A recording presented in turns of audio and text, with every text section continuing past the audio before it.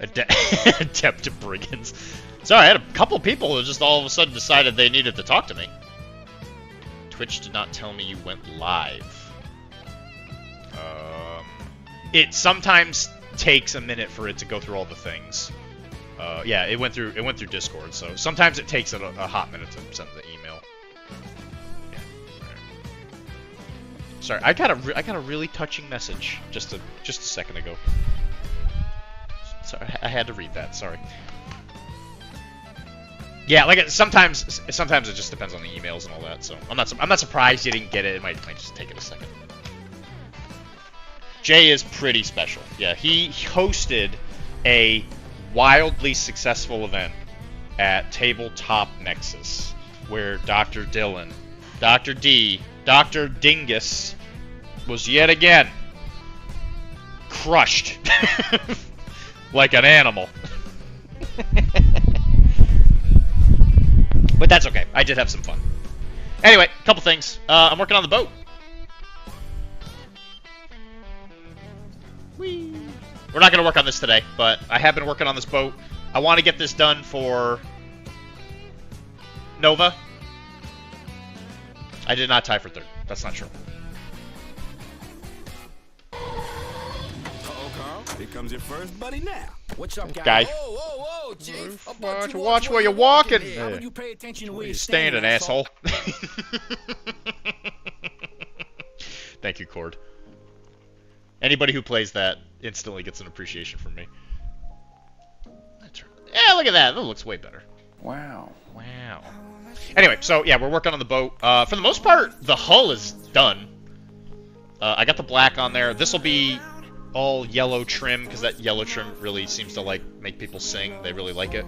I think this prow is going to be yellow, and I think I finally decided that the octopus is going to be copper. I'm thinking it might actually just be a big gold, like maybe a gold or copper figurehead in the square hole, and then I will give us some patina. But yeah, I'm really liking it. It's coming together pretty well. Booty. Show me the booty. Give me the booty. I want the booty. Back up the booty. I need the booty. I like the booty. Oh, what a booty. Take a good hard look. Yeah, I mean, it's true, Chris. It's true.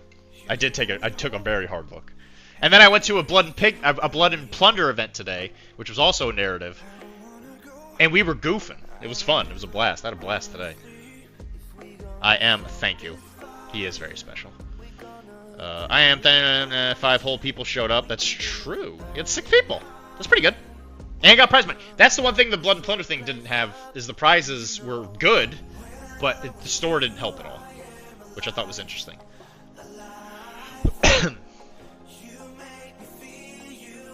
Wow. The RES, the video game, is interesting slow. Yeah, the video game is fun. When I played it during the beta I was in, I actually think it's pretty good. It is similar enough to the model game where it feels like Aristea, but it's definitely kind of like its own thing, which I think is interesting. The puss should be iridescent. Like, why? Why would I do that? Why would I torture myself? An iridescent? What, you want it to be made out of, like, crystal? Is that what that means? Isn't that what iridescent means? It means like it's like a big diamond. Iridescent. Yeah, it's like made of glass. You're crazy. That's definitely not what it's gonna be. Boom, that's right. This is all happening now. You cannot change the channel. The push should be iridescent. I thought Keith gave Jonah the local prize pool, which is why I had nothing. Otherwise, I would have brought some of my stuff. This music is bad. Oh my god, we just started. We're starting hot. We're starting real hot. I just sat down.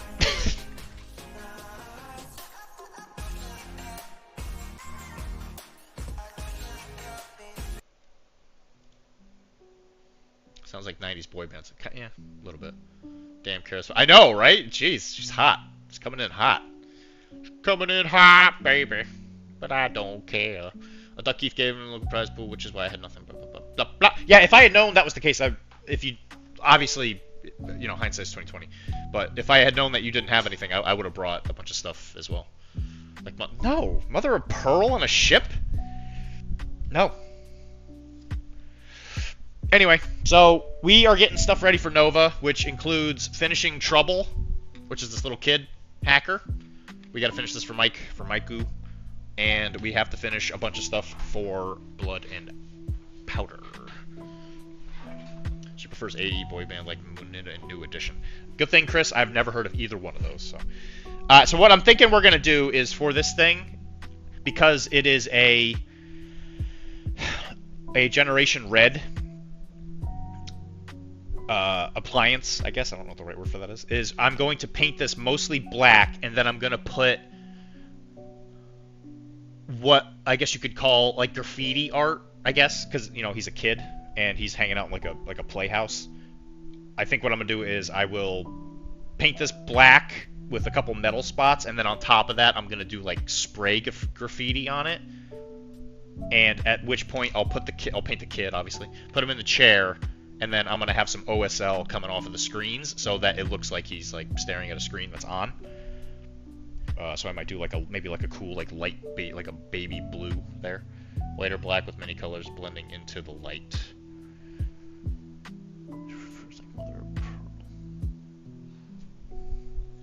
So yeah, that I think is what the plan's going to be. And then I might do the chair in like maybe like a dark, like a green, since the kid will be in red.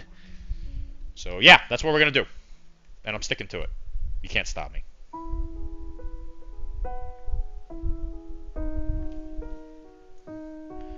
Well, you know what, Kara? If you like that idea, we'll get you a figurehead, and then you can do Mother of Pearl on your boat figurehead.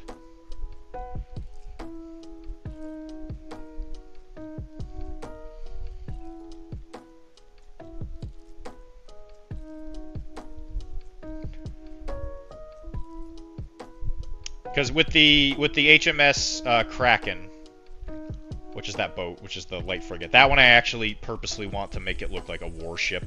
Like that, I want to be the one that actually looks like it's being taken out to go hunt something down and beat them up.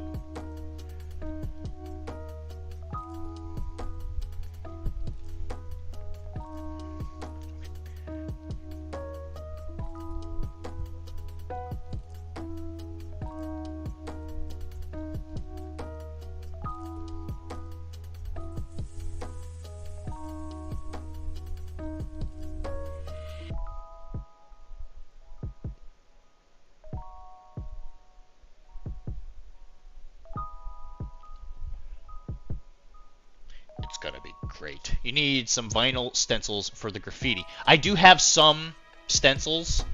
I have never had any luck with those things. NKOTB.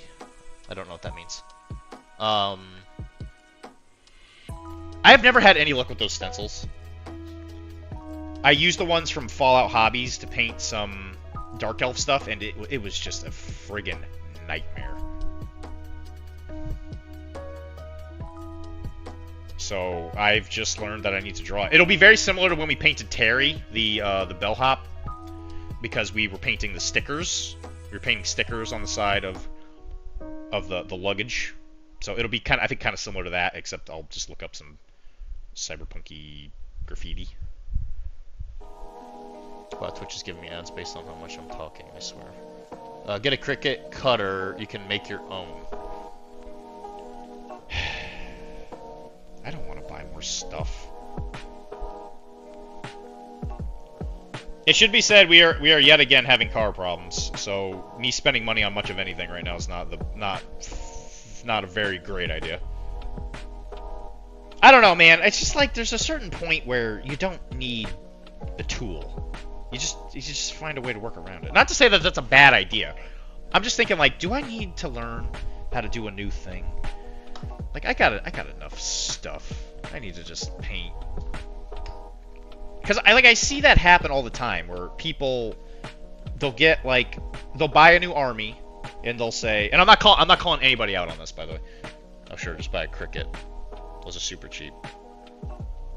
I don't even know what a cricket is. But what was I saying? So it's like, you know, you see people buy armies, and they're like, yeah, I have this really kind of fringy idea on how I want this army to look. I want it to be all neon or whatever that might be. And then what you see is people who will be like, yeah, I need to get this random tool, or I need to get this thing, or I need to buy this like effect, or I need to buy this thing or whatever. And then I feel like the waiting for the thing to show up becomes an excuse to not paint the model. And I know that that's like a personal hang-up. I've seen it happen so many times that people will do that kind of stuff where they'll be like, yeah, you know, I don't want to paint my Necrons until I get every single turbo dork paint in the entire line, and I just can't do it. And then even when they get it, they just don't do it. I just am always a little scared that buying something becomes the excuse to not get started on a project. And I think a lot of that is definitely like a willpower thing. And again, I'm definitely not calling anybody out on that. But it's something that I have always been scared of. Buying 3 armies in 2 months. Yeah, that would make me very nervous. I've done it before, though. I know, and I know you might be alluding to somebody. And we can order those on eBay. Listen, we all know you were calling out Mike. It's Mike, isn't it? No, it's not Mike. Thanks for the music update. Yes. Okay. Glad you like it, Kara. This is lo-fi, which I know you like lo-fi. No, I'm not calling... I swear, I'm not calling anybody out. Mike? I feel like Mike hasn't done a whole... I mean, I'm bad. Like, I'm not saying I'm good. I am not a good... I'm not good. I have my weaknesses, right? When it comes to, like, historical games especially, if somebody were to be like, Dylan, I want to play this really obscure World War II game that has this campaign system, like, before they even finish that sentence, I'm buying something. Technically bought 4 armies, but gave up trying to build me. That's a frequent thing that happens in Malifaux. I mean, thankfully, though, but that's, like, the danger of skirmish games, you know? Where it's like, yeah, I'm going to buy an entire army for this game. It's only, like, in the case of Infinity, you know, you have that, like, kind of 15 model limit thing. And thankfully, you picked a good faction for that, just because of the fact that the scope of Steel Phalanx is such a small thing.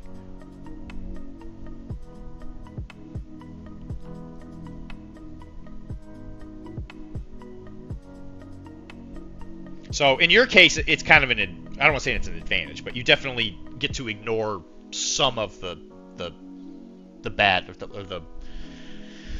the more gritty side of it, I guess. But, you know, when you think about just how prolific you can be in this hobby with the buying part, it's so easy to buy. It's insanely easy to buy a new army. I haven't even built all the Steel Phalanx I bought, just what I need to build the armies. Right, which is whatever. Which is fine. That's all you need, really, you know. And there's definitely some models in Steel Phalanx you probably will just, like, never use. And that's fine, whatever. In my opinion, I always say it's worth painting them because at some point that profile might become, like, the new hotness. It happens in every game.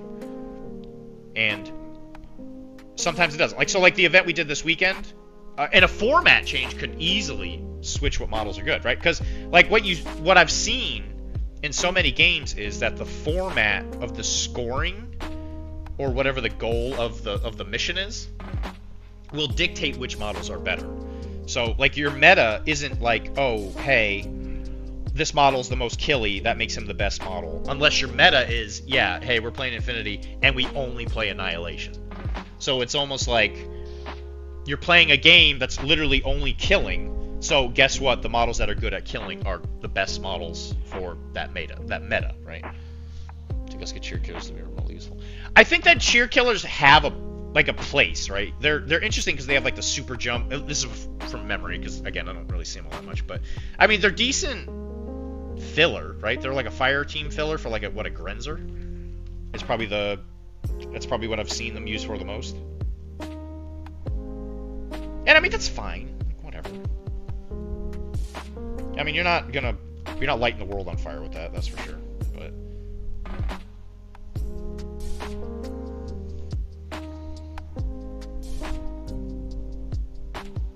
But I'm sure, like, as the editions switched, like, some of the models that got updated for Tunguska were much better. You know what I mean? It's like, it's interesting to see like those changes happen, especially with like addition changes. Because, and again, with the, who knows, right? With the new ITS right around the corner, there might be a new mission in it where it's like, hey, sheer killers are really good because they have this like weird blend of skills, which I mean, probably not for something in their line of like what they do, but you know, you get what I'm saying. I almost bought all of X-Force MCP, but stopped myself. X-Force is getting big too. It's getting models by the second. Because what is there? There's Bishop, Cable, Domino, Deadpool, Havoc, I think is in it, right? I think Havoc.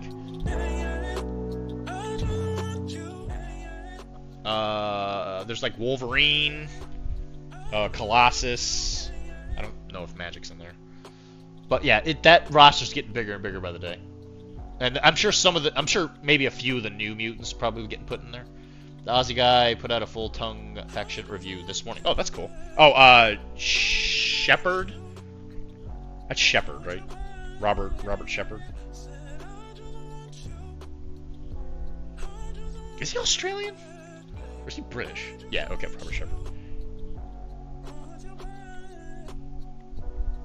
There's some people that really hate his takes, but I mean, it's, in my opinion, it's like, it's kind of worth hearing people's opinions, because then you can kind of make like, I feel like if you listen to those people's opinions and you use it to extrapolate maybe like an idea or two, as opposed to like just taking their opinion. Excuse me. I think it's worth it. I think it's worth listening to him.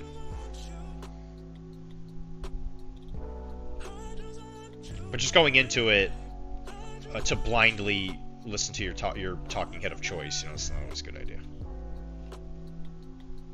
And I'm definitely not someone whose opinion of Arachne. No, you should definitely take my opinion of Arachne. My opinion of Infinity should mean a fucking bull's testicle of like what that game's all about these days. Because I have not been able to win that game since Everwinter. I have not won a single game. He presents his opinion as opinion. Yeah, which is nice. Which is one of the things I like about Robert. And then some people, they hear his stuff and they're like, oh, well, he's wrong. And he's stupid and he should never play model games again or whatever. And again, every time I've listened to him, he's always been like respectful. Which is something I don't understand. Why people just go against them. I mean, he's just talking. If I did get X-Force, I would paint them in the gray and black. Classic. Yeah, that'd be fun.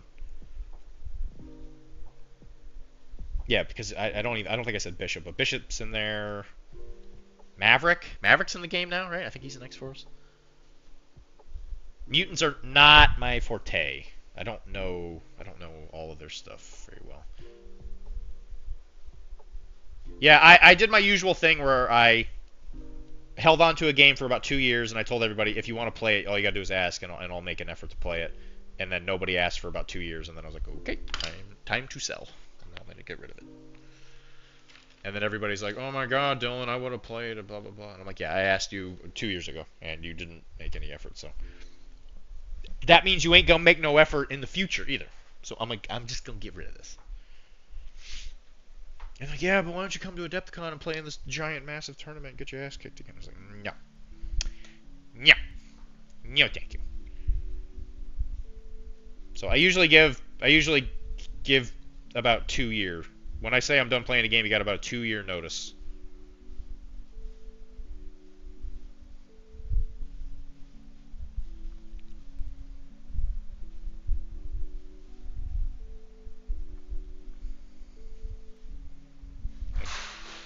Once I haven't touched a game for about 2 years, it's dead to me.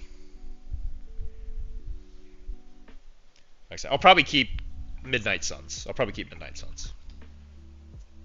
But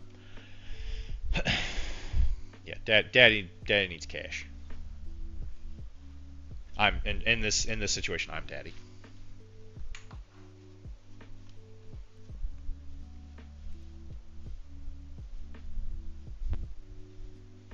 Like, there's nothing I enjoy more than just like polite discourse about like a topic. Like, I really, really enjoy it. Like, really, really, really, really, really enjoy it.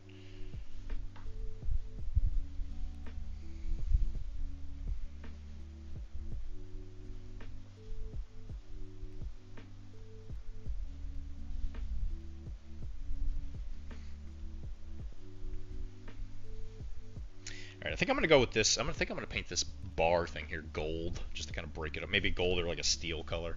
And I think I'm gonna do the same thing for these foot pedals, just kind of break it up a little bit. And then probably a couple of these like little spots I'll do with like certain colors and all that, just to kind of break it up. But I think that's good for the first coat of black. Screw you, discourse. Okay, that's fair. I never thought of it like that. I guess that's true. Thank you. Thank you for your opinion on the matter, Mr. Gee willikers, mister, thanks for your opinion. Hey, mister, you want to wrestle?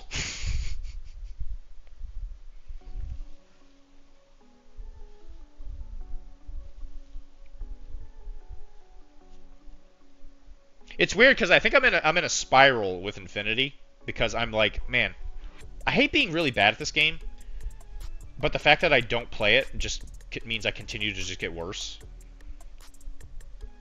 And then it's like, okay, well, I can't get better unless I play it, but then every time I play it, I feel miserable.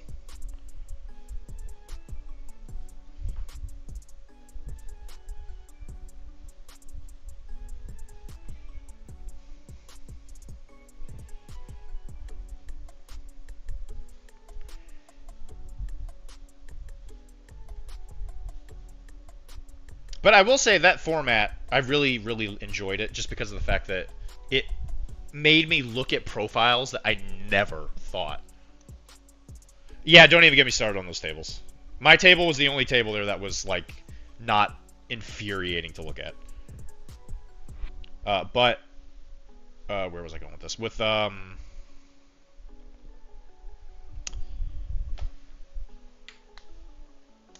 yeah, it was interesting because you have to look at profiles where you're just like, I never would have ever thought of taking this profile. Like an Epsilon with a shock marksman rifle. Like, what the what? I never would have imagined bringing that profile. I did not. I made a boo-boo. I did not cover this in black before I started painting it. That's not good. It's a good thing we're doing some fancy paint stuff on this, because otherwise this would look real bad. I made a boo-boo. I did not have an even coat of black on this model before I started painting it. Whoopsie! I played on my... Yeah, the profile thing was definitely the coolest part of that format, where you're just like... And that's exactly what I was alluding to earlier, which was the train of thought I was going towards, is like, if you change the format of the game you're playing, all of a sudden different profiles become way more interesting. Where, like, a model that may have just been like, you might just look at it and be like, what the hell is the point of this? And then all of a sudden you're like, okay, well, we're changing how the game is scored. You know, certain models that... So, like, if the scoring format of something that's just like, oh yeah, this is a progressive scoring scenario versus a we score at the end of the game type scenario, instantly changes how you should interpret different, like, things. As in, like, as soon as you go to a end of game scoring, model durability and model murder becomes much more of, like, a factor.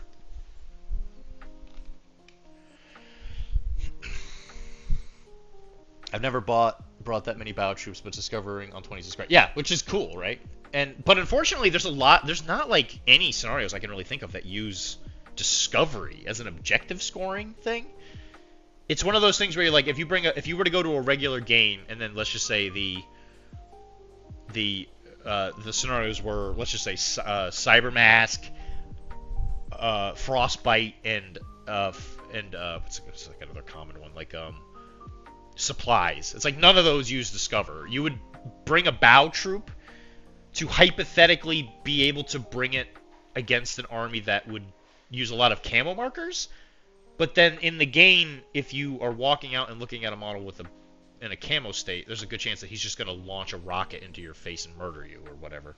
You're like, I'm going to discover, and then you're like, okay, well, I'm going to murder you. I thought I might paint a minute. Kara's here. Everybody say hi.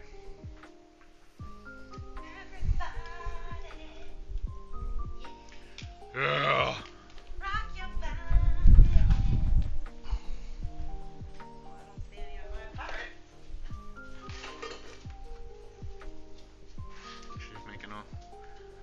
making an impression. She's only been here for 5 seconds.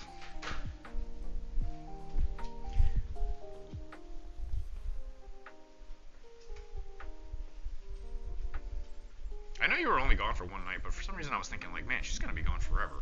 So I moved the dog beds up here, and I was thinking like, oh yeah, all weekend, me and the boys are gonna hang out there. I was like, oh no, she's only gonna be gone like one night. To be fair, I haven't come up here yet for Yeah. so. Yeah. But I miss you. Can't find any of my pirates though. With the marineros.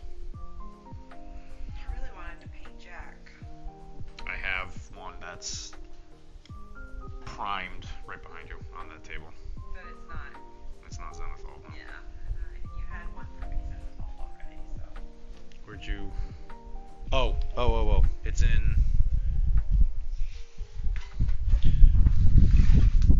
Thank you. I think I have some boxes here that have models and bags. Doc, what are you doing?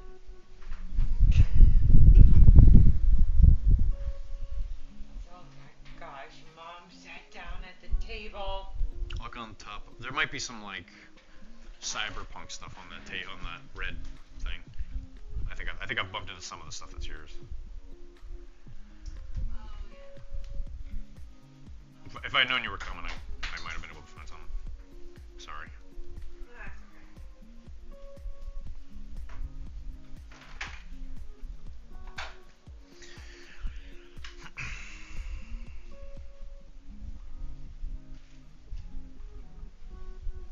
But yeah, I think unfortunately I am imprisoned in a weird feeling with Infinity because I keep wanting to bring models that I like, which is stupid in that game, just because in that game you can't bring things you like unless it's also good. That's why you've had trouble with Batman too. And MCP. Yes. Stop playing things you like. Yeah, no, I don't know why I keep going for things that I think are cool and I like. I'm some asshole. Is there nothing there? There was the girl, but I don't really feel like painting her. There's some over there, but I don't feel like painting them either. I wanted to paint Jack, and then he's not here right now. It's okay. I'll just hang and chat a little bit, and then I'll disappear again. It's stressing Chunk out that I'm here anyway.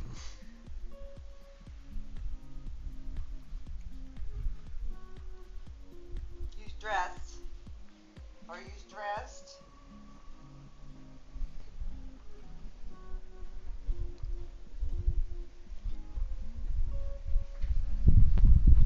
I feel like I've opened a box that has models in it.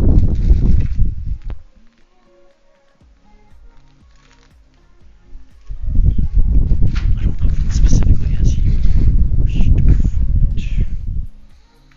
It's fine.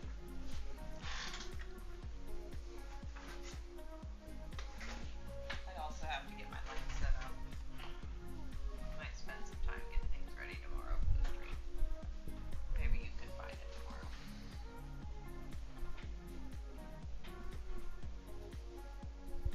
My light's right here, so I just gotta set it up. Yeah. So tomorrow is hopefully going to be the last day I got to make a trip to the old house, because I think I'm going to just rent a van and grab the last couple things just to be done. Did you ever hear back from the landlord? No, I also haven't heard back from the lady either. I think she'll message me back. She sometimes takes a minute.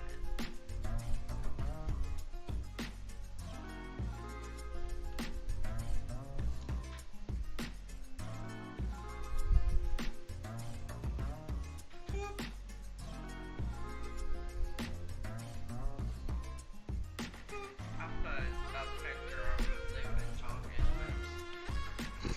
See if we'll work on something.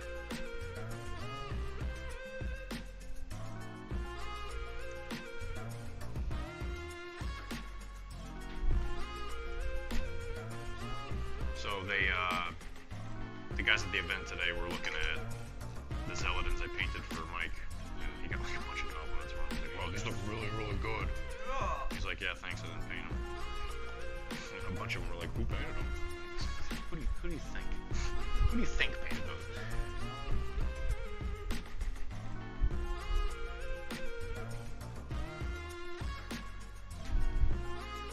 You can upload the podcast.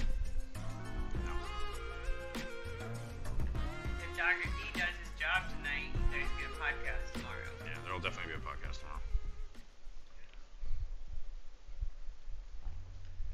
It's an Infinity episode. Oh my gosh. Well, it's kind of Infinity and Warcrow. It does, yeah. It does kind of split right down the middle. Corvus Belly product focused. There you go. If I had the skill, I would so paint that character as if they were in a dark room lit only by the ozone monitors. Yeah, that is something I'm going to try and do. So I'm going to try and keep the model maybe a little bit more muted. Tomorrow we should hang your paint things.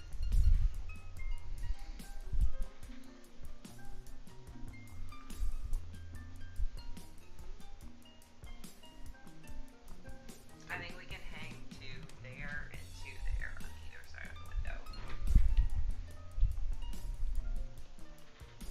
We can certainly try.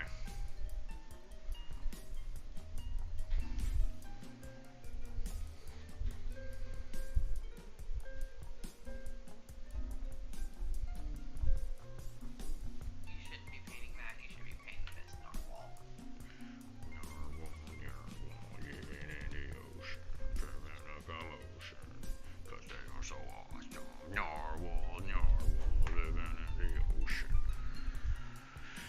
Fancy dragon and squid. And sleepy monsters. I think that's a Leviathan, I think is what they call it. What? I'm talking about the model monsters. What is your problem? Where's the doggy cam? There's no doggy cam on this stream anymore. Oh no! Oh no, no more doggy cam. Yeah, the doggy cam would have to be in the hallway. How would you, still not a Steel Phalanx episode? Well, I mean, the episode before the new edition would have been, okay, hey, everybody, you're playing the faction with your Duros. Bring him, and then just don't bring anything else, because it would just slow you down, and then just win. There you go, you did it, great job. Good talking to you. If you want to message me, I'm Dr.D, dr.d at gmail, at furypainting.com. And where can they reach you, Mike? Well, you can reach me at Adventure of Soup. Alright, I really appreciate it if you give me a 5-star review as we went over this masterful discourse of the stupidest faction in the entire game with the stupidest model that's ever been created by a company. Goodbye. I never want to talk about this again. Goodbye, guys. I'm Goodbye. going back downstairs. Kara's leaving. She doesn't like me.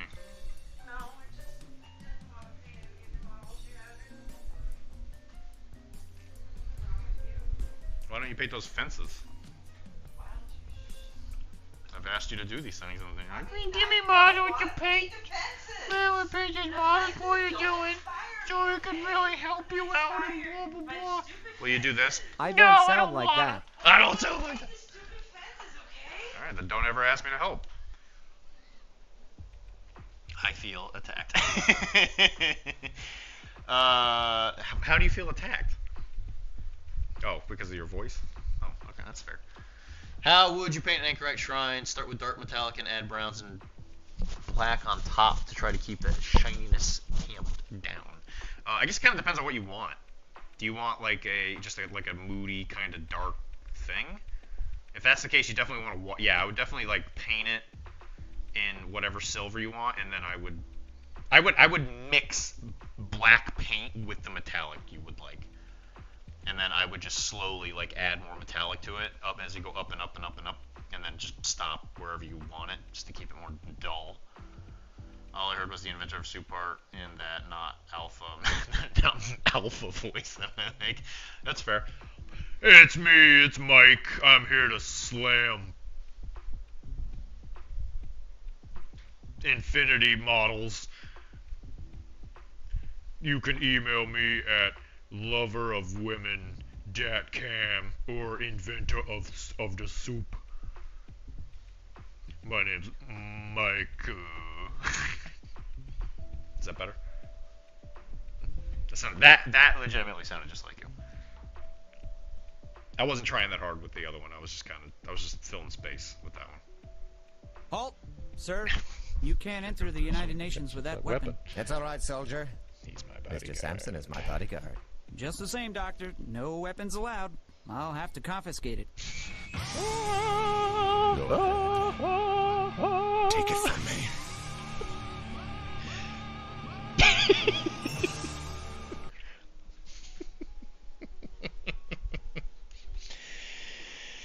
Oh, God. That's the good stuff right there. Alpha incoming. Yes. He's so alpha. So alpha. So, Mike did a great job at the event today, and he was brutally betrayed. Like, he was taken out back and shot like Old Yeller. He stood there, he protected.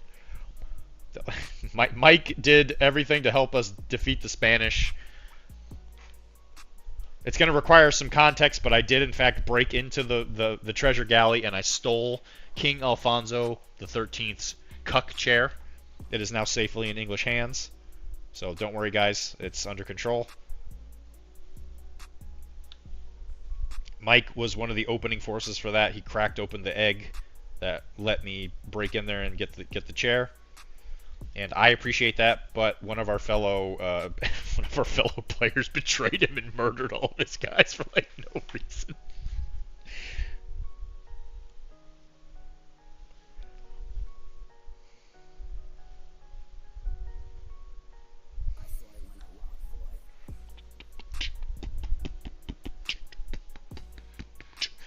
I defended the honor. I took out 2 decks to give a landing party to the coalition, only to be betrayed at my weakest moment. Yeah, I know, it's crazy. That's why I love Blood and Plunder. I can do it. I can actually win. The game doesn't like hate me for some reason. The amount of times I play Infinity, I'm like, all right, I'm gonna get my guy MSV2. I'm gonna shoot through smoke, smoke trick, and you're at -9 to hit me because of these things and blah blah blah. I'm gonna roll my dice. You got 1. I got my 4. I got my 4.5 dice on my machine gun. I'm gonna shoot you. I roll my dice. Oh, you crit me? Cool, I'm dead. And then okay, all right. Glad I'm 3 orders in. I never want to play this game again. Yet. Yeah.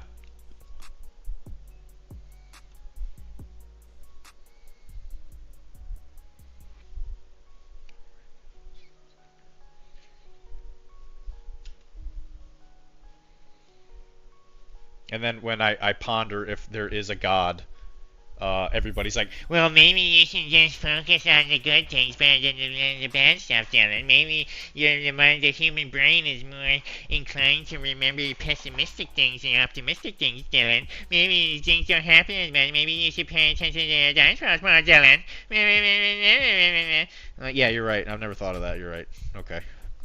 Good talk.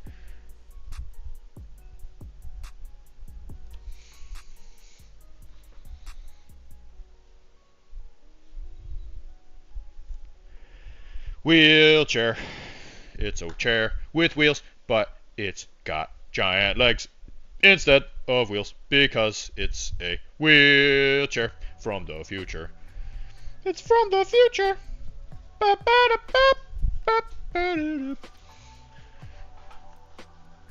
The other person that was assaulting the forces just got back in a ship, and I was like, I don't understand. I have a lot of things to say about that player in general, Mike, and I didn't talk about it on the drive back because we started talking about other stuff. But I do not understand the man. I do not get it. Every game we have played, he's done that, where he will board a ship, not really do anything, and then just leave. And I do not comprehend why. And then he plays forces that are specifically designed to work on land, and then he will use them in sea battles. I'm like, I don't understand. And then I couldn't get on the boat. I tried so many times, I couldn't get on the boat. I just kept taking cannon broadsides to the face. I couldn't get on the damn boat. My lack of ability to get on the ship definitely cost me at least like 2. It cost me like 2 units because I couldn't get on. Secretly playing tag and telling anybody. Hey, I mean, sure. I mean, if he's winning his own game, then good for him. But he literally, it reminded me of like how Native Americans in the Great Plains region, they would do like the counting coup thing, where it was a great honor to like take a coup stick, walk up, hit somebody with it, not kill them, and then just run. It just makes me think of like, yeah, they're running up and they're just counting coup. It's like, what the hell is happening? He does it every single time. And then what I don't understand is, the thing he also does is like he's so meticulous about like the order. You either die a hero or you live long enough to see yourself become the villain. What I don't understand is he will then become so insanely meticulous about certain things in the game. He's like, hey, I really want to make sure the order is done right, and oh yeah, I wasn't paying attention because of this thing or whatever. And then in that same like thought process, after he's so like meticulous about certain things, he'll be like, okay, I'm just gonna run. He just like does a move away. Like he does a move that is so insanely uncomplicated. I'm like, why? Like, what are we doing? Like, what was that? Like, why was it such a big deal? I don't understand. Yeah, I don't get it. It's confusing. It's a very confusing thing. Please stop shaking. The English forces that showed up late might become the villain. Yeah, well, I got the chair. Who knows? Who knows what I'm gonna do with that thing? I showed up sort of late. Are you talking about me, or are you talking about Matt? Was that guy's name, right? Matt. I adhered to the mission. I broke in and I stole that chair. It's mine. No one else can have that chair. Unless King Charles wants it. Then I'll give it to King Charles, but I owe him, right? He is the King of England, after all. King Chuck.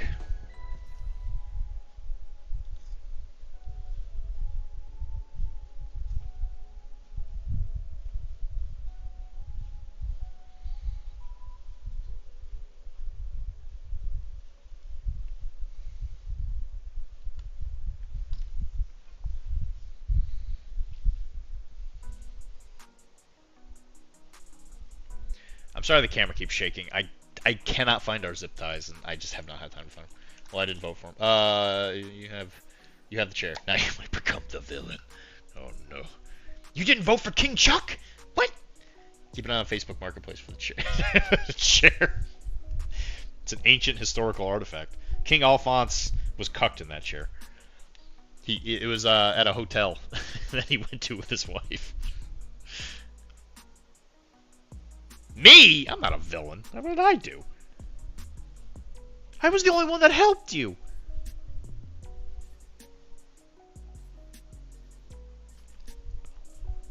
I was firing grape shot in order to get those decks to open up, and then you waltzed on in there. I was like, yeah, we're working together.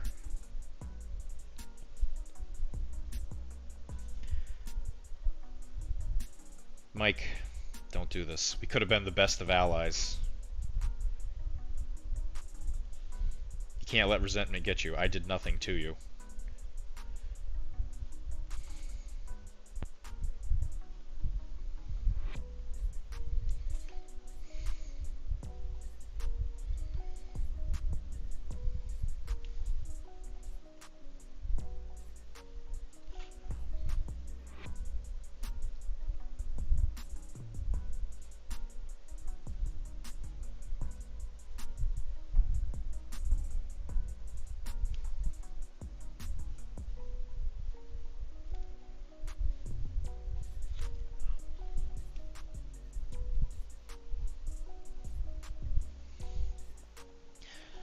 I don't know about that, but you have the chair, and I'm hearing some Gollum talk.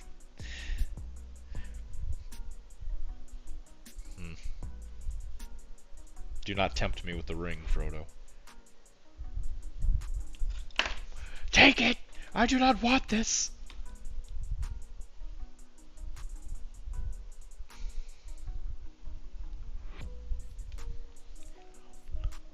You know what, Mike? I wish that this bird had never fallen to me. So all have said who have lived in interesting times.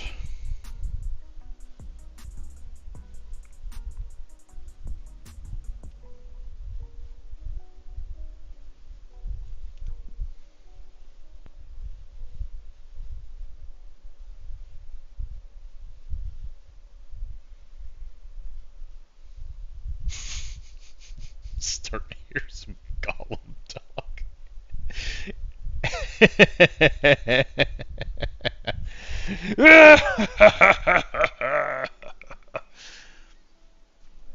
Hell yeah, brother. You know it.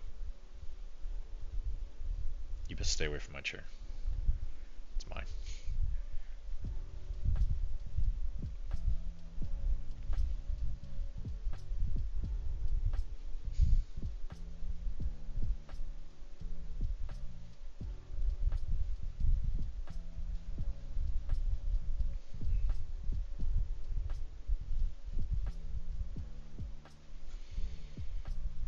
We could have been best of allies. Mhm. Well, I am dead since my last ally I cleared the deck for stabbed me in the back as my forces were whittled down and abandoned by the English forces that left in their ships as the other ships forgot how to toss ropes on a stationary ship.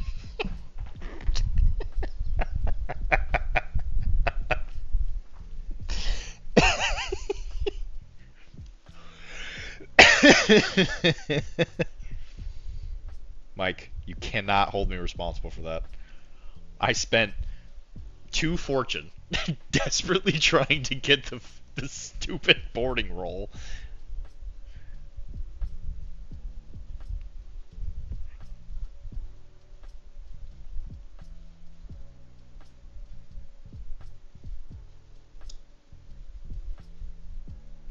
I'm just so confused. Like I don't know what their goal was. Like they got on the ship. Like why are you leaving?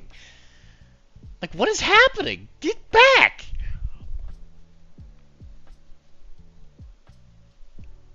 Like were we literally just like was the goal just to go on there and take the surface level treasure that they left on the deck of the ship? Like you're going through all this trouble to like get some paltry like bag of coins like sitting on a box? Yeah, the hypothesis was while we were playing, my grappling hooks were like there were no hooks on the end of the rope. We kept throwing, throwing the rope for like one of the Spanish sailors to like for catch. You, I didn't ask to be treated as a hero, but as an equal. But that coalition knows no bounds. My people died.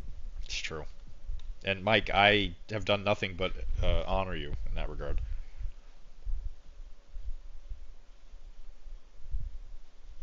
I did everything I could to pave the way for you. I did everything I could, Mike.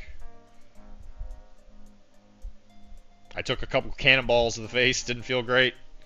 Got on the boat, and then I just couldn't kill a single unit in the back of the boat.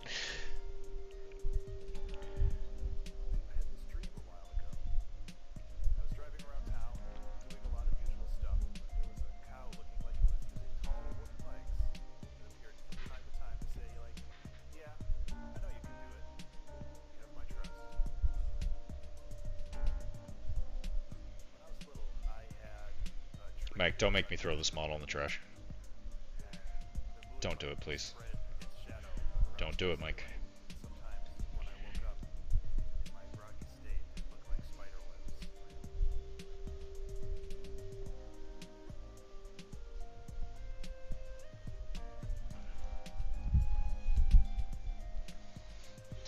What they didn't tell you was the hooks were actually bull noodles painted silver.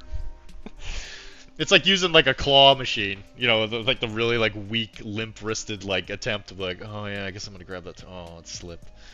Just like super, just like soft.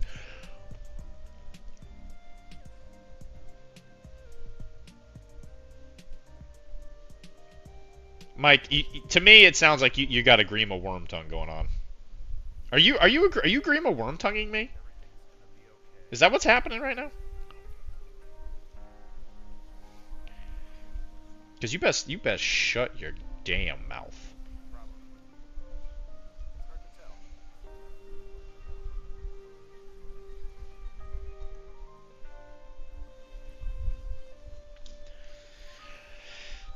The joke we were saying is that Dr. D's shipment thought that the Spanish would Yeah, catch and tie the rope down. Tie the rope, yeah. That's what I was saying earlier. I'm trying to find a nice video of hero being betrayed, since I've read a lot of books and mangas about that, but no TV show or anime use of that trope, it seems. Nice video of a hero being betrayed. Ooh, that's a good question. What's a good movie where that happens? Like, what movie has a really good betrayal scene?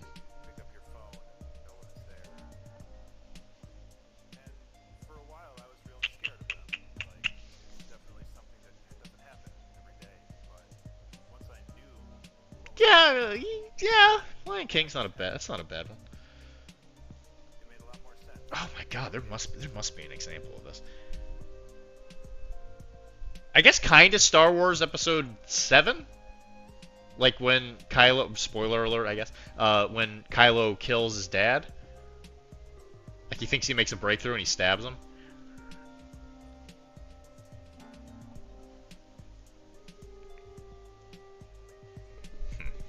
I'll have to ponder that one. I'm gonna give that one a good old ponder.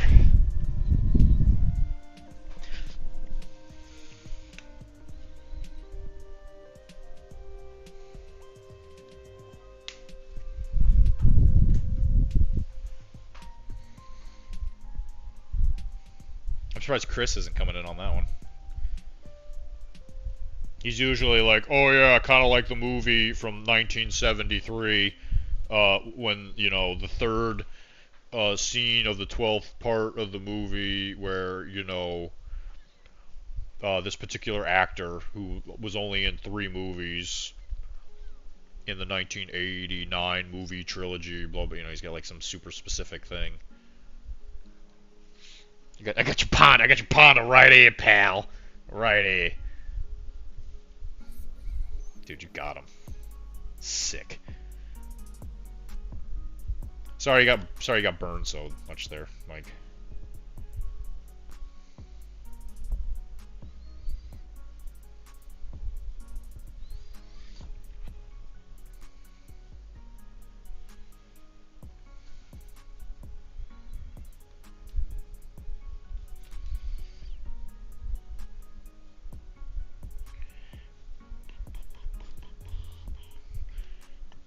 Bird, what you walking by?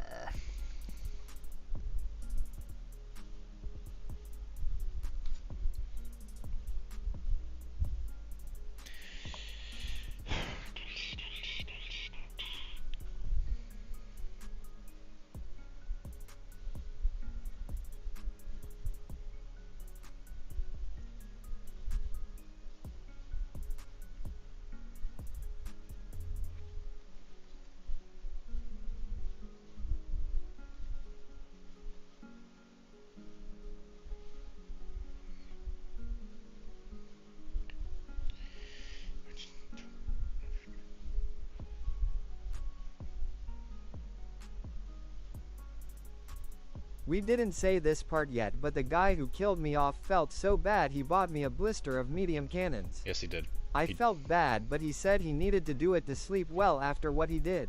It's true. He did do that. He's a good guy. He might be evil, but he does have a conscience. So that's something. That's something, you know.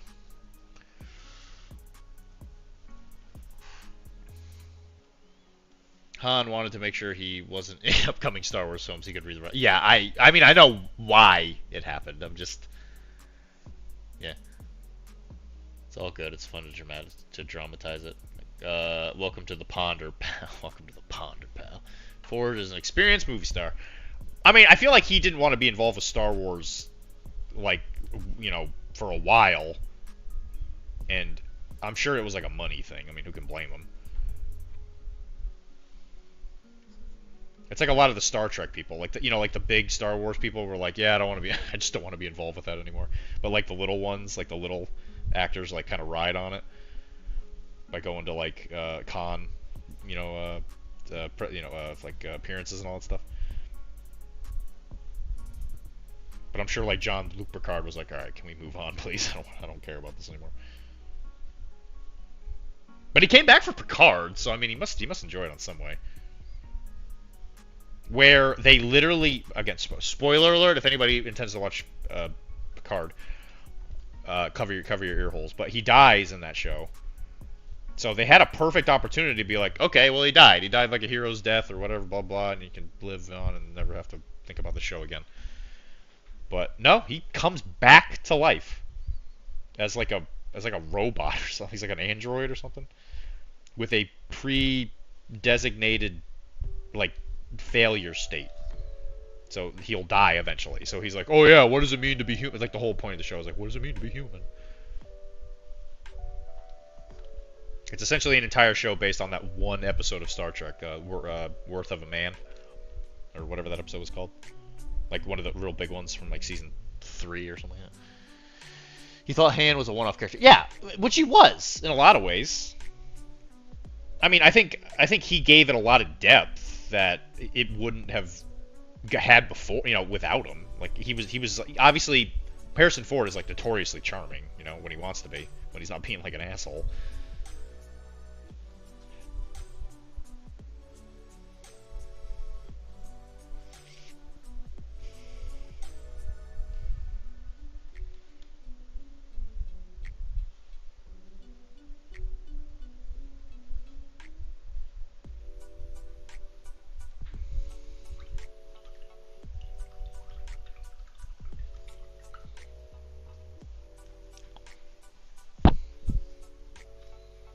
I mean, I'll be the first to tell you that I think Harrison Ford's a great actor.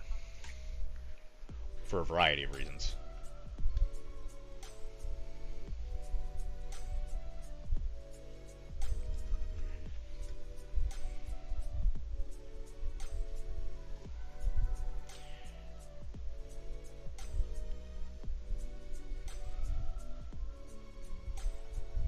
Anyway, the point I'm getting to is I think that Blood and Plunder treats me much better than Infinity. I'm just going to put it out there. Blood and Plunder isn't as mean for some reason. Even though I try to love Infinity and I keep coming back and then it immediately slaps me in the face.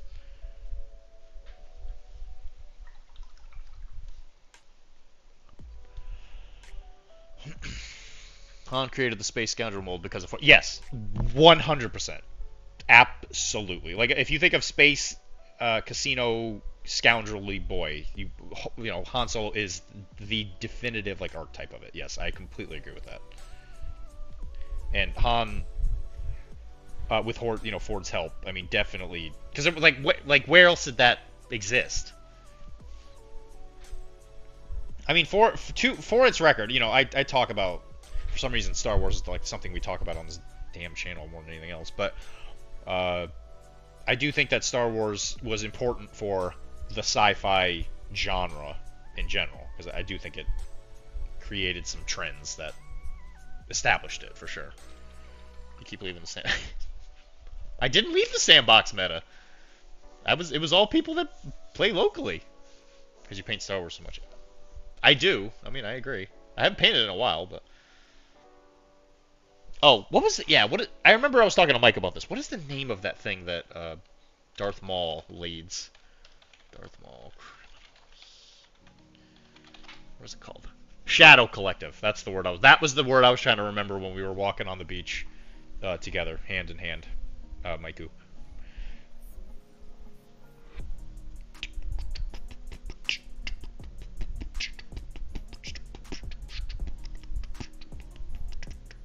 Okay, so what I'm going to do is paint all of these little joints.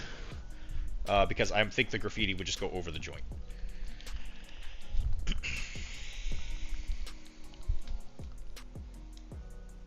Crime. He leads. Crime. Crime! I'm king of crime! No crime happens without me. King Crime.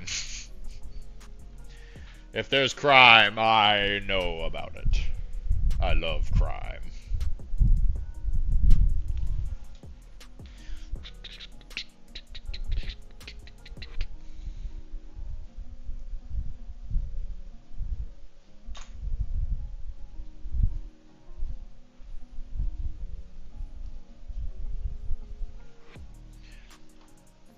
He leads crime.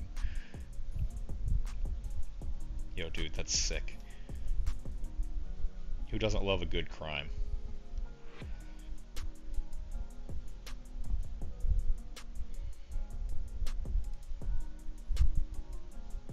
Hello, Mr. Wilmar. Hello. We went to a Blood and Plunder event today. We had a great time.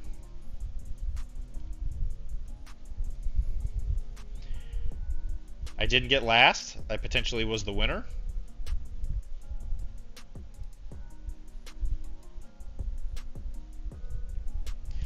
Jay didn't shout at me and tell me I'm worthless. Which was a nice change of pace.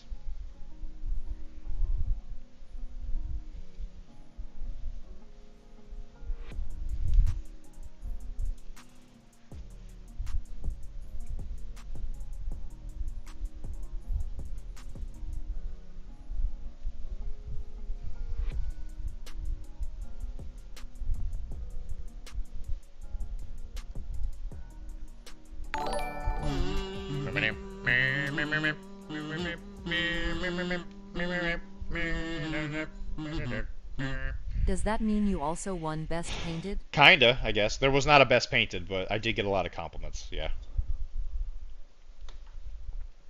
They even complimented the stuff I had painted that Mike was using. They were like, "How did you paint that?"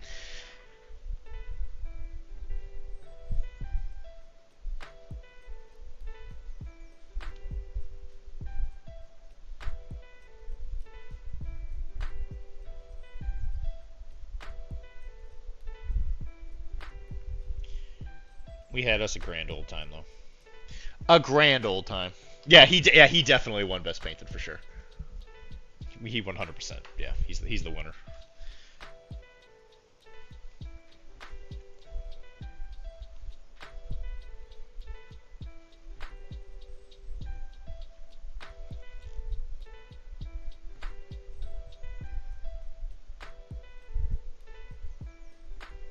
Simply put, I'm a god among men. And, yeah, there's really not a damn thing any of you guys can do about it. Alright, I feel like something should be silver. Or gold. That's gonna be like a camera.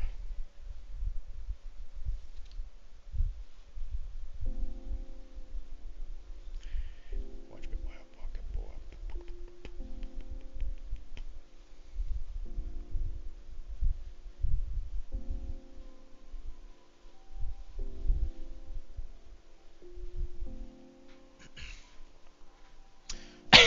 What oranges did you use?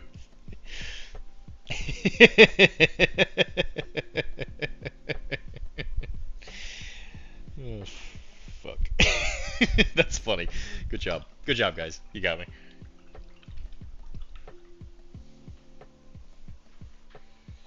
You guys are a bunch of friggin' comedians. Friggin' comedians. There was some mustardy yellow on there. There wasn't any orange, but there was definitely some mustardy yellow. Which I'm sure Mike will elucidate you. Which colors did you use on the mustardy yellow, Mike, for your Zelanders?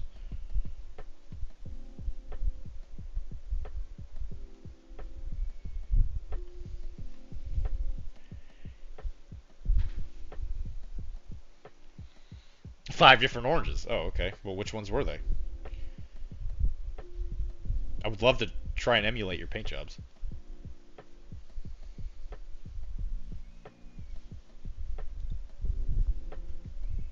And it didn't seem like they were oranges. They seemed like they were yellow. When does Mike get to paint on stream? Whatever he wants. If he wants to ever come over, he's more than welcome to do it. I don't care.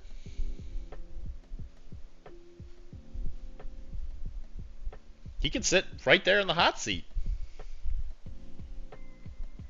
Because now we live closer to each other.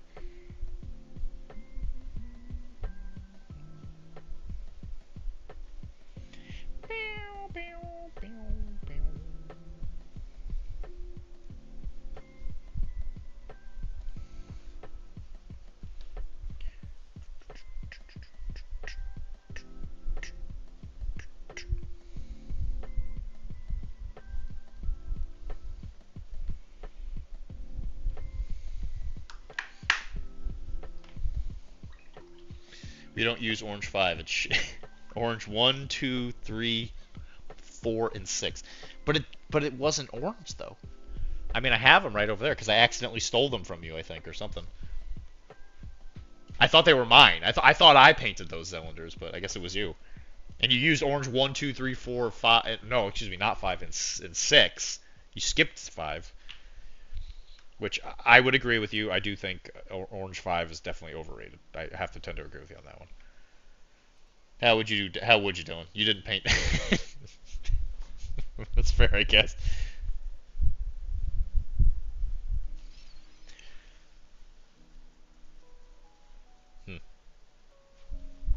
I guess I'm just not familiar with this paint line. Like, what paint line is orange 1, 2, 3, 4, 5 in this case, and 6? Like, what is the paint line?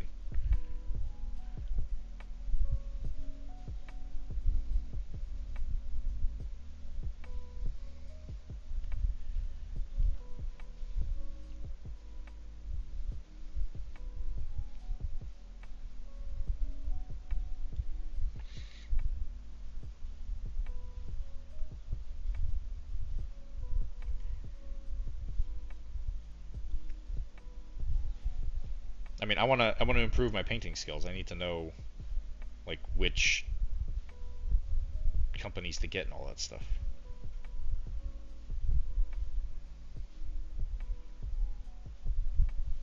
I wanna be skilled like you. I wanna be like you. I wanna walk like you, talk like you. It's true. I wanna be like you. I wanna be like you. I wanna walk like you, talk like you. It's true. I want the secret to man's red fire. I knew males are more prone to be colorblind, but dear, but dear God, can he not see? It's Mr. Wonderful's pretty paint palette.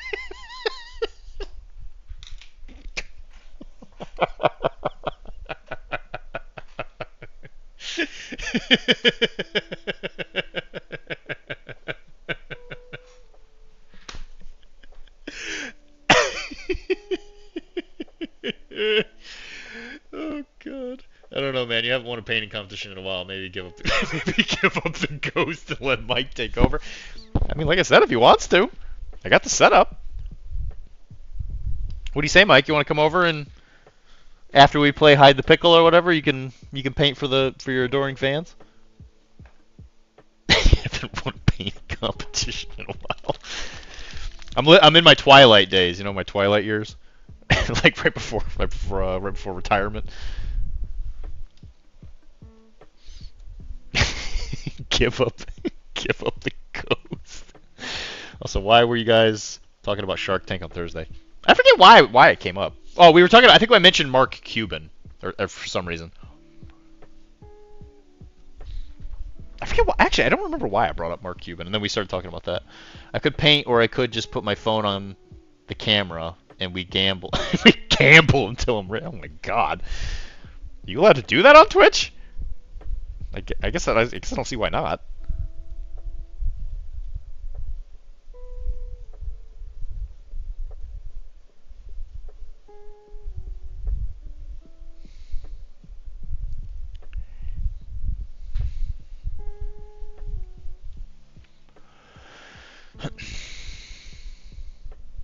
I mean, are you going to be gambling with their money? I guess you could like ask for donations and then take bets.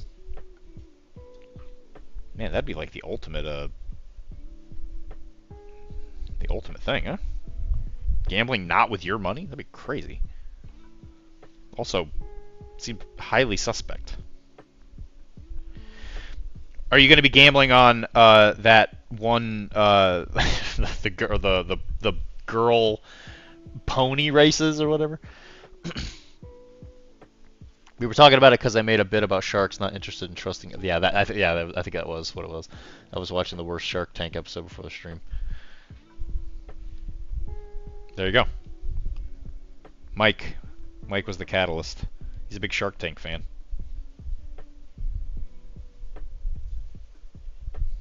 Apparently. Who'd have known? Who'd have thought?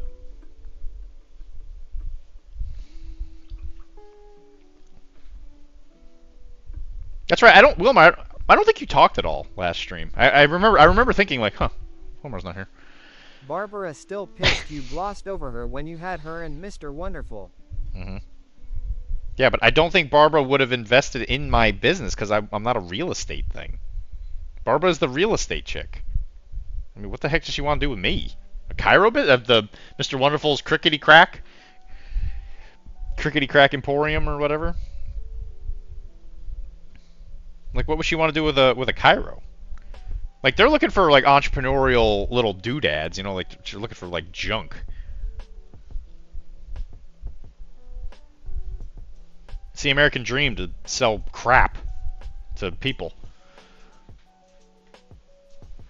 Well, I appreciate that, Wilmar. Thank you. I just wanted to tell you, you were missed. I did notice your absence. And this is where you say something mean to me, so we can keep the cycle going. Eventually, Wilmar will realize that I love him. Dylan can barely hold on to a lease. How can he get upset with a real estate shark? That's true.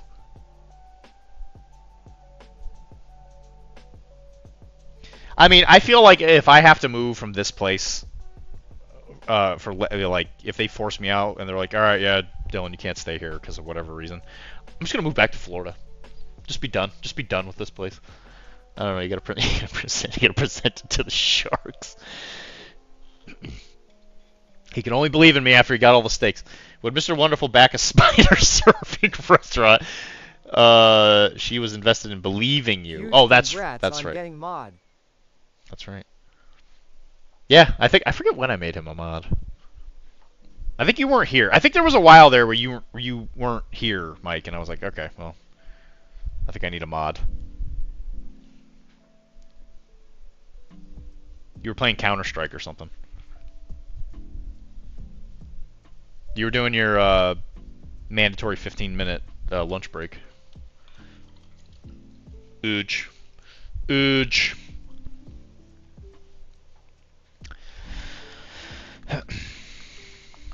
What color do you want the seat cushion? So what I'm thinking is his jacket will be red, right? Just to kind of keep that theme going. And he looks like he's wearing some kind of, I guess I could paint him like cargo shorts. Paint cargo shorts on him. So it'll be red. If you can think about what color you want that chair to be. You can demote me back to peasant view. No, I'm not going to demote you. You earned it.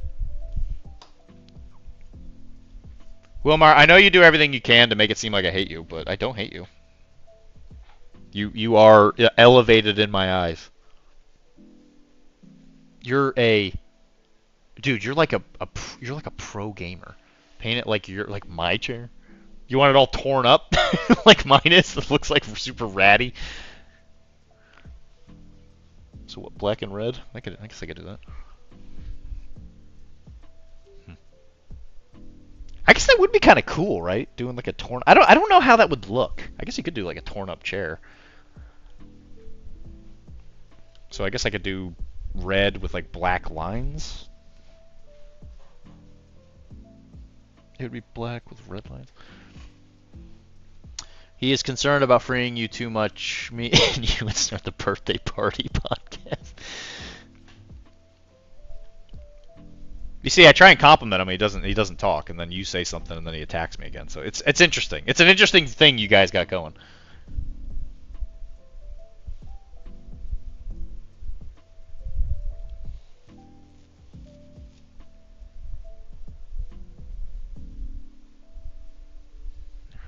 He's got a couple of keyboards. That keyboard's gonna be tricky. All right.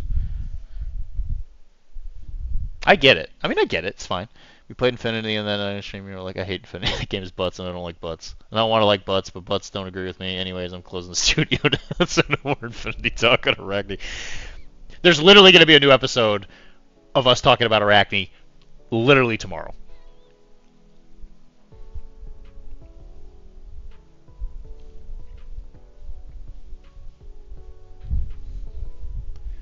Dylan talks about Infinity on the Arachne podcast. And we also have The next one planned. Next two planned, actually. What are having an Arachne episode about Arachne? What? That's our dynamic. It's the three-way nerd love. Lots of face sucking, integrating, and sending nudes to each other. Man, I'm missing something here. Where are the nudes? Send nudes. Bob and Vagine, please.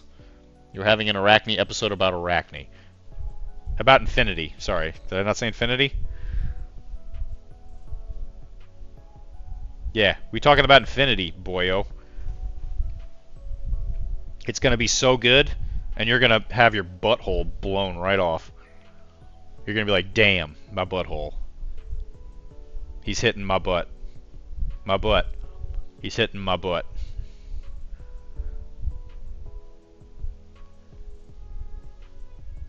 What'd you say, String Bean?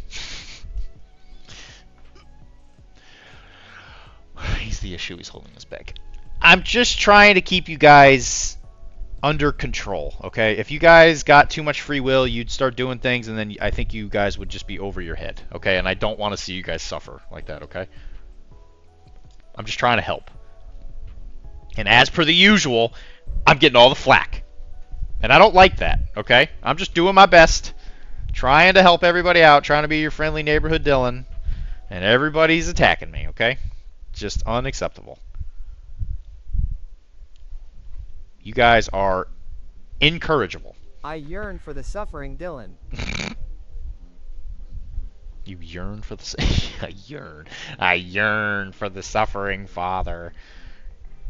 I yearn for violence, Father. You know what? We should do a whip it out. It's been a while since we've done a whip it out. So, you know what? Yeah, let's do a whip it out. As soon as I'm done with this silver, we will do a whip it out.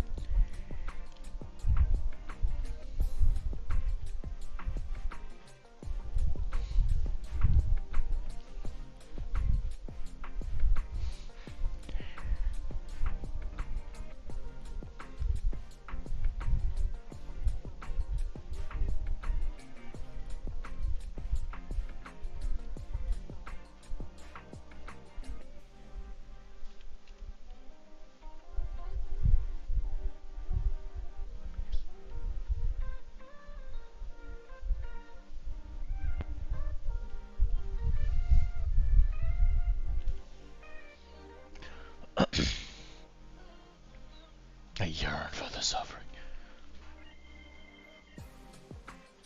He's in. Think of all the lava farming in Infinity and Carnival we could be playing. We can make Tim suffer like we used to. We can make Tim suffer like we used to, so Dr. D is on the chopping block. Oh, we can't. Okay, yeah, I was gonna say, how? How can you do that? Tim calls me the golden child of the organization, so I can make him suffer. I mean, yeah, it's impossible to get to him now. I did talk to Tim. There's definitely an intention to bring back the Tuesday gaming day. Again, I don't know why it's been taking them so long, but there's definitely intention of bringing that back. Why it's taking them so long, I couldn't tell you, but that is supposedly that's coming back. I feel like it's been way too long. It's like been a month or two, if I remember right.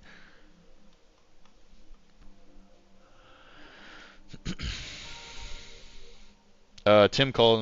Yeah, okay. Bow.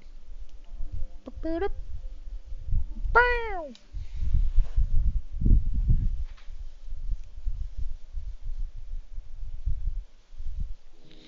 I need some of that Pathalo blue, baby. Where's that Pathalo blue? I don't know if I've found it yet. I have not. That's okay. I got a good alternative.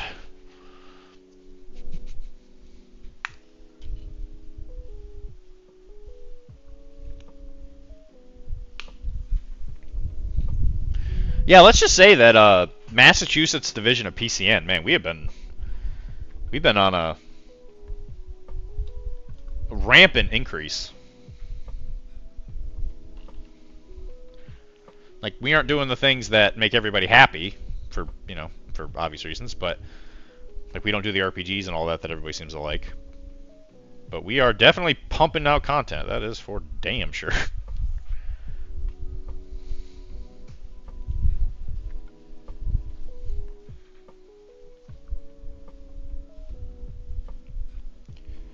Dylan talks about infinity on the Iraqi podcast. Massachusetts PCN is the powerhouse of the cell.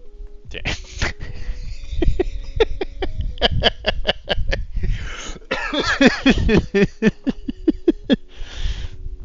Yeah, I guess you can say that. We are definitely a mitochondria, if you want to consider it that. So Tim and I were even talking about starting a new show, something like super low key. It would literally just be like me and him hanging out. It would literally be the show, and we haven't like quite pulled the trigger on it just because I've been so busy on Fridays lately. But that is potentially in the works. There might be another show where it's just literally me and Tim, like, shit posting. Literally be like a talking head show. Low key enough for me to watch and talk shit.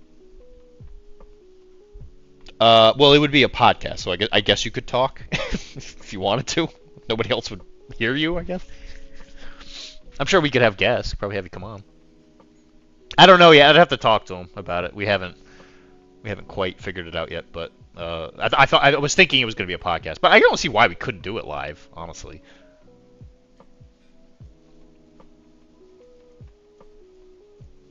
It would definitely be like one of those raw footage type shows where neither one of us want to put any neither one of us really want to put in any like kind of work, but it would be something. Yeah, I'll have to bring that up with him again here. So, yeah, actually, you know what? I'll message him as soon as I'm done today. I gotta message him about him. Wait. Can you and Tim do a live show like from the 90s, 2000s where people can call in and talk to you guys about whatever? Yeah. I definitely think we could do that. We could like take messages on the board and just like answer questions and talk about certain things. Yeah. Tim, yeah, that's kind of the idea.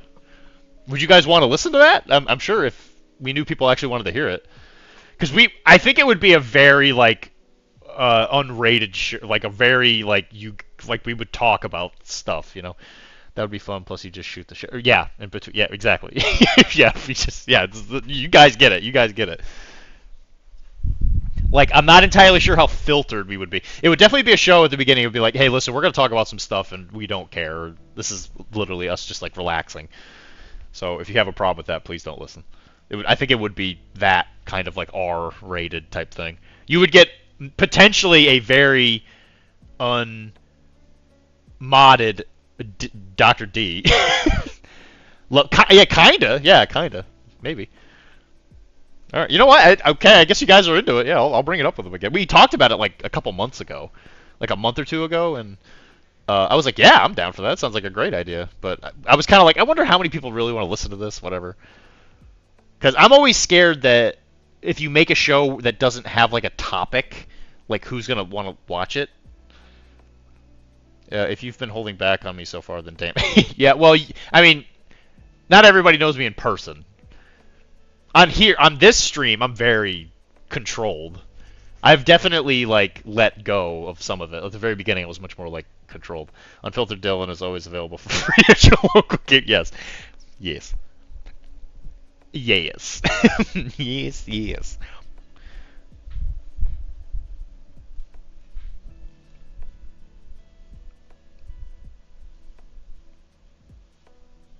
All right. Well, okay. Well, geez. I guess if people are interested, I'll kind of push it. If nothing else, maybe we'll make an Arachne version of it, where like maybe me and Michael do it if Tim is too busy. I just think I know that people miss Tim. I could racist podcast. Wonderful. Racist podcast. Yeah, that's what's hip with the kids these days. It's a racist podcast. It could be like Total Request Live, the old MTV shit. Yeah, dude, that'd be amazing. Granted, there is an attractive women on the show to make sexual harassment calls to them. I have a mental image of what that model under the keyboards with RPG underlights. It'd be cool, wouldn't it? I have a mental image of that model with the keyboards with RPG underlights. Yeah, where it's like coming up. That'd be kind of tough to do, but yeah, I could see it. I could see it in my mind's eye. Yeah, but I know people missed him, and I think he misses kind of like being maybe not in the forefront as much as he isn't now. But I have a feeling he does miss it, and unfortunately, I think a lot of the shows that he's in currently are all very like scripted's not the word, but he's playing RPG characters. You know, I just think he doesn't have that ability to have it as like a, just like as an outlet. You know, let me just tell him to come in here.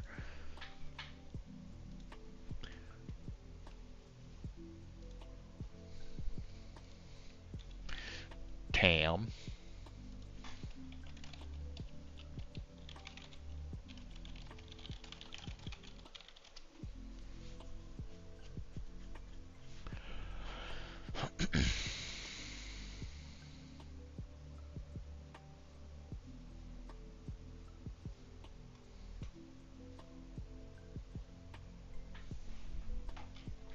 I have a RGB scheduled.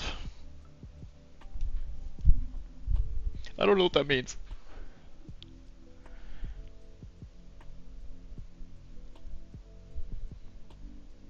I don't have to be too picky on this, because there's gonna be some feedies. There's gonna be some feedies right there. Okay, so we should do the whip it out. Let's do that now. We're gonna whip it out. We're gonna whip it out. We're gonna do it. We're gonna whip. We're gonna whip it out, and it's gonna be amazing. And we're gonna whip it and whip it out. We're gonna whip it out. We're gonna whip it and we're gonna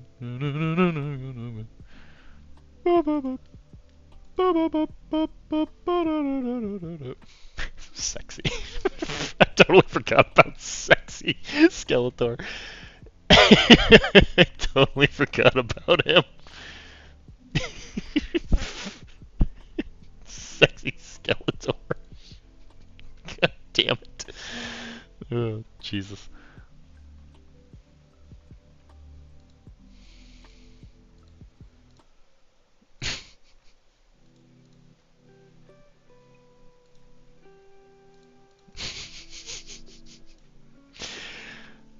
Oh, gosh. Gosh. Bing! Got some Aleph. Got some makeup. Ooh, I like that.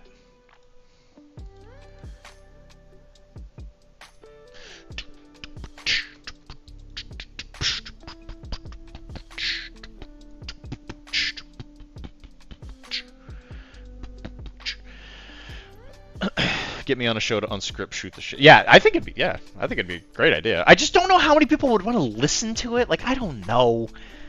I just feel like it goes against what I find valuable in podcasts. Like, I wouldn't want to listen to a podcast where people just like kind of don't talk about anything.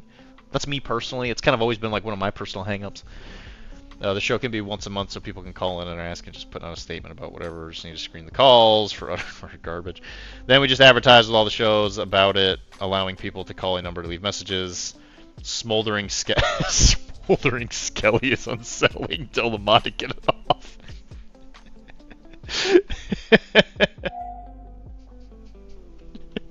Yeah, it is a little weird. It's Seinfeld, but yeah, that's kinda right. I did tell him to come in here, so if he randomly pops in, if PCN Dad pops in, we gotta make sure you tell him that you want that idea. Yeah, I'm kind of feeling that too, Wilmar. We're gonna get the skeleton doll. He's gonna feel real good. We're gonna treat Skeletor real nice. All right, anyway, so this is Brandon from Born Miniatures. He's painting a MODOK, which this was probably like a week ago. It feels like 7/15. Jesus, this is like 2.5 months. This is like 2.5 weeks ago. Anyway, so he's painting MODOK. He did some modifications. This rocket's coming out. I don't think this was a saw before. I think this was like a gun, and then he added like a laser. Laser. And then he painted it. Check it out. Really good job on the skin. Obviously, Brendan's. Do I keep saying Brendan? It's Brandon. It's Brandon. Oh, it is Brendan. It's Brendan.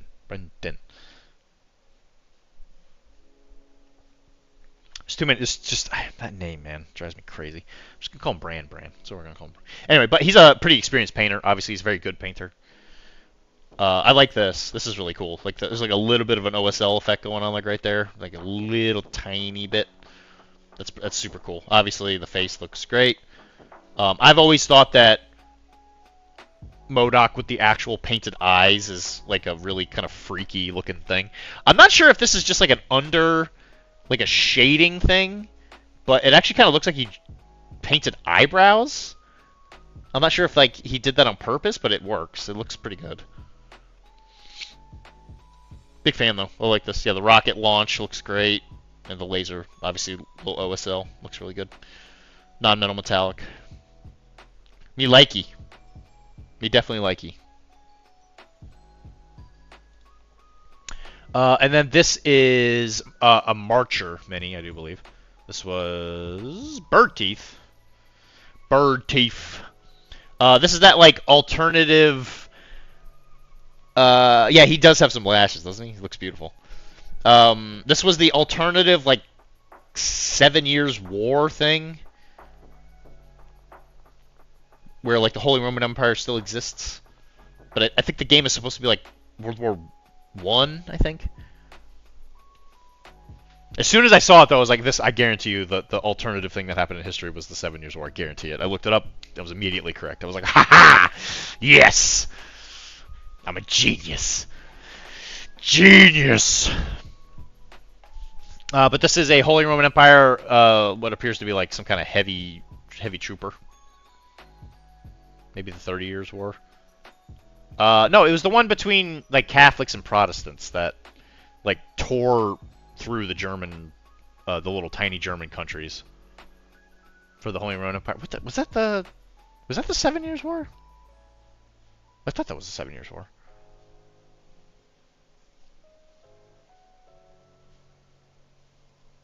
Maybe that was the 30-Year War. I don't know. Maybe you're right. I thought that was the 7 Years War. Whatever. There's a lot of people murdering each other for stupid reasons. I'll just put it that reason. Put it that way.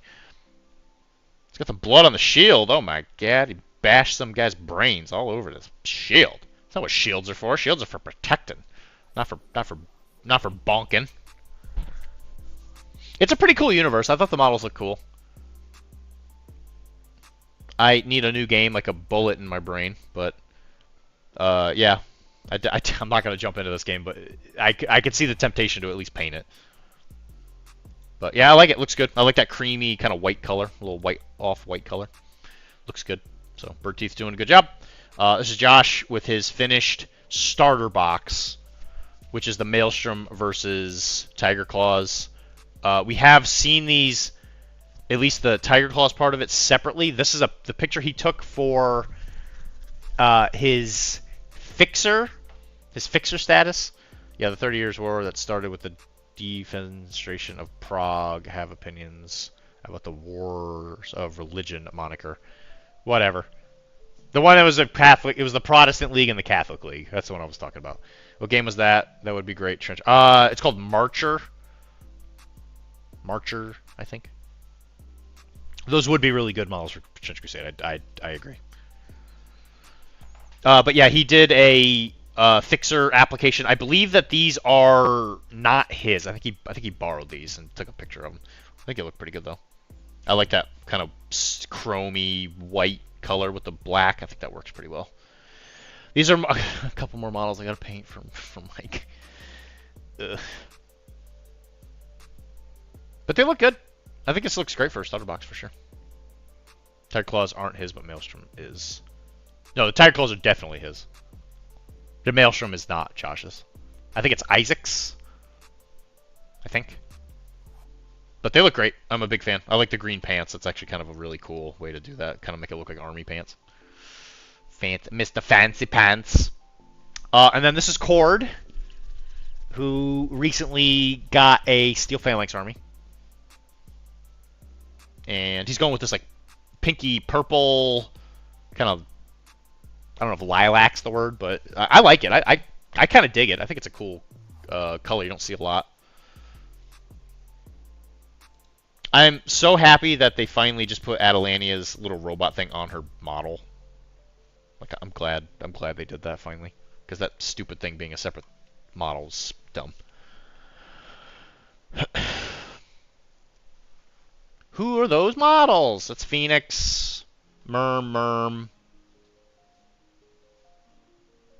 Sofa? No, that's not the Sofa Tech. What is this? It's some kind of medic. Is that a Merm? Is it a Merm medic? Is that a thing? I guess that is a thing, right? Merm paramedic, something like that. Looks like another Merm. Hector, Hoplite, Tac bot, Tin bot thing, whatever it might be. Adelania, Machion, that's the doctor, and ooh, I forget who this is. It's a Dactyl. Yeah, that's what it is. Thank you. That's Akbon. That's exactly what it is. And then another that is definitely a Yud bot for sure. That's and that's for those two, right? That makes sense. I love Hector. He's like one of the coolest profiles. It's such a fun thing to like kind of imagine, because he's like a lieutenant that you also want to fight with, which is kind of fun. Just make sure you bring a chain of command model, which thankfully Steel Phalanx has a pretty good one with the Merm officer, I think, has it. I'm so stretchy. Nope, that's my dad. That's my dad.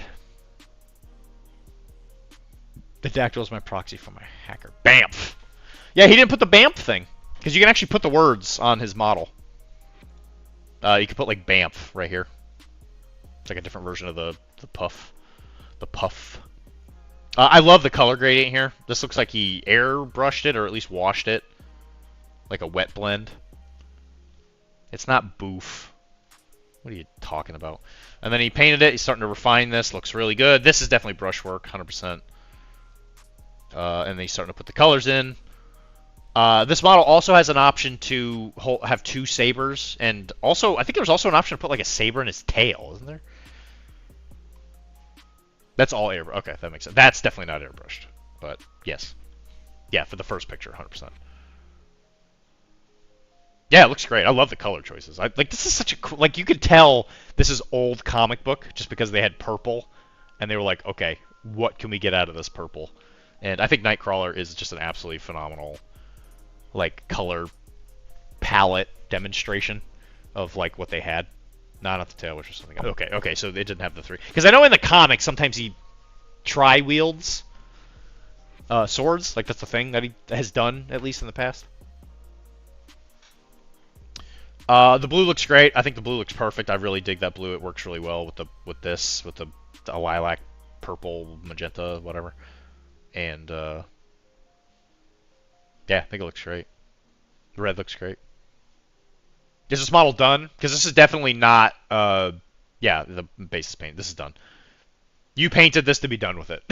I can already tell. You painted this. You did a great job. You're like, okay, I'm not gonna touch this anymore. And you're like, done. You just like slid him across the table. I can already tell by looking at it. Just the fact that there's like 3 quick pictures, it tells me like you didn't like meticulously torture yourself with like each individual part of the model, which I think it's fine. I think it looks great. And that's my chunk. Where's my little chunky boy? Oh, those were not quick. Okay. I guess maybe I'm just so used to you doing non-metal metallic stuff because you've been doing it for so long that it like takes you forever. That was 8 hours. That was that's about what it should have been. That's about right. Here's my chunky boy. Here's my hallway, my main hallway to the new house.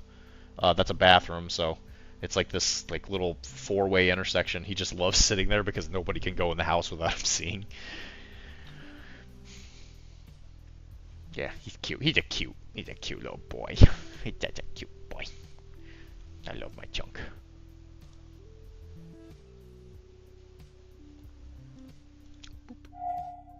Well, I think he looks great, Wilmar. I think he looks good. Ugh.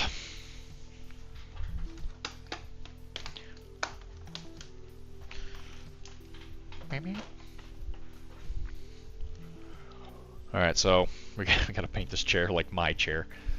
Make sure it's very torn up.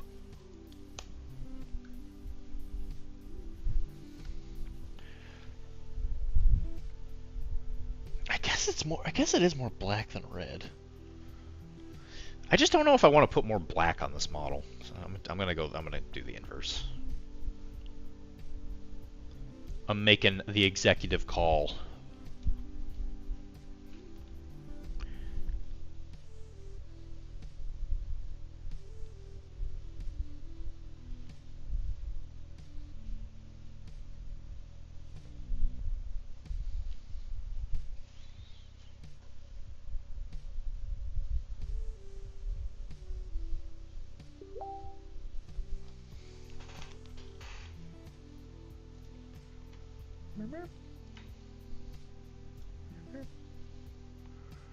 Just a shame we're blown up.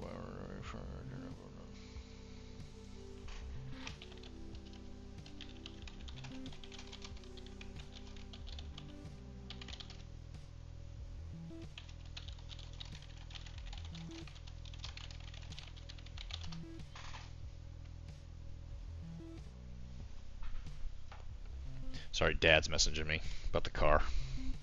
For the love of God, stop bouncing.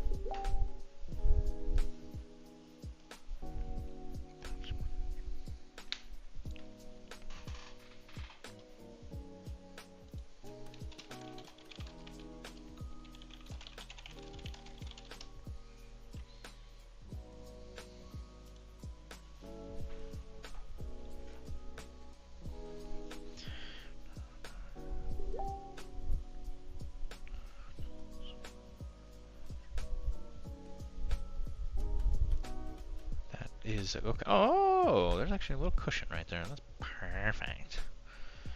Perfect.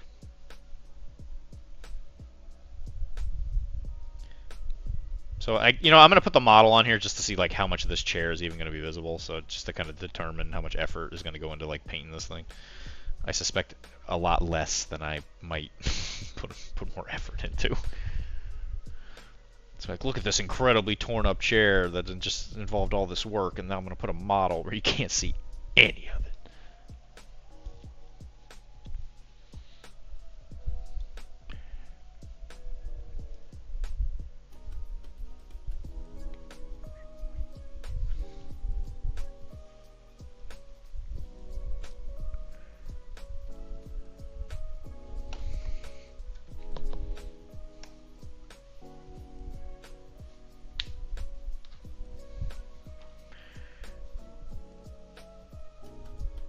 How's the Infinity League going, Mr. Wilmar? I think I might be able to go next week. I think.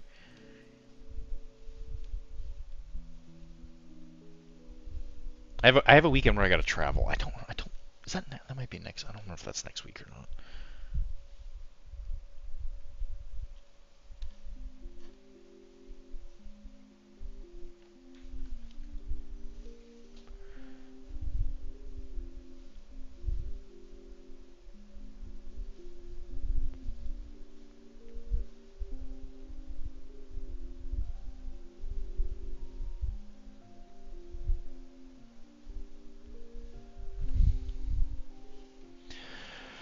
Rip, MCP killed Infinity. We had an MCP event today, so oh, okay, well, that's fine. MCP of Rip Infinity. You got another made-up back, Dr. Association? No.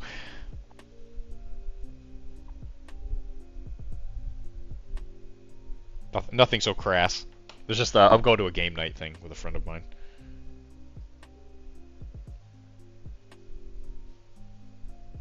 I should be here Sunday. I just don't think I'll be here Sunday morning. Or I'll be very tired from all the driving. Another made up. Don't tell me made up.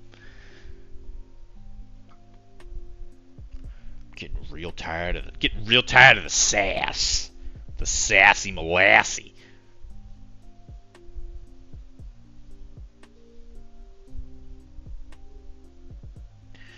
Sweet sassy molassy.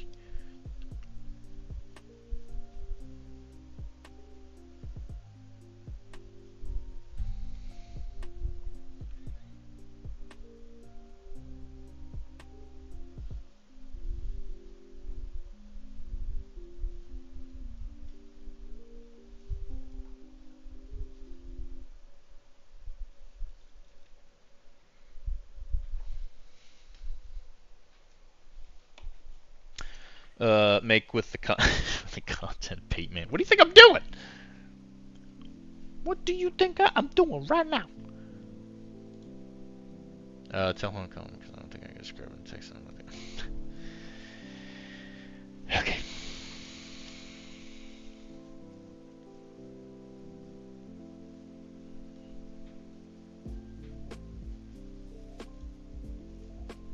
Make with the content, Piano Man. Sing us a song tonight. And we're all in the mood for a melody. Something I might paint up soon too is I primed all these little sea animals, like the narwhal, the little baby narwhal. These are way too small for Blood and Plunder, but I think it'd be really good, like little baby animals that I can put on the board for pictures.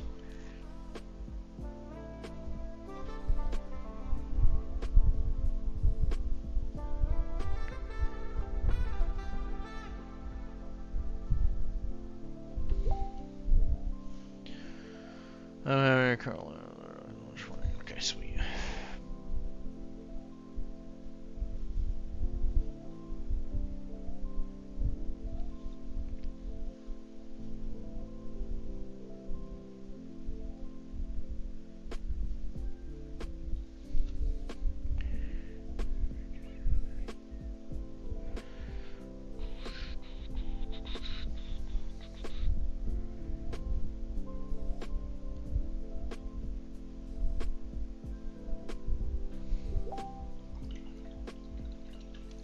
Super tiny, you gotta get a 15mm blood and pigment game to use those. Man, that'd be awful. No, I mean, you would just play Oak and Iron. You'd either play Oak and Iron or Black Seas? Is that what it's called? Black Seas? Okay. Alright, Dad's just talking about the car. Ugh, Infinity Army. Gross. Gross. Well, I mean, the Leviathan definitely looks like a big old fishy. Let me figure that's how big he is. But, yeah, you either use them for Oak and Iron or Black Seas. Which I don't have either, but... You know, just give me time. I'm sure it'll eventually make its way into my catalog. Wilmar plays Black Seas, occasionally. It's a very good game.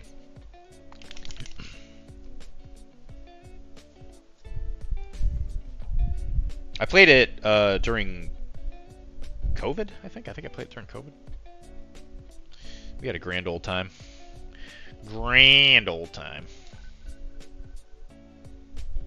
The smuggler campaign thing was actually quite a bit of fun. I thought you said you played Black Seas. Yeah, Armada is Black Seas. It's just the Armada is like the fantasy version. I guess I don't fully know that. I don't know if they play exactly the same, but I know they use the models.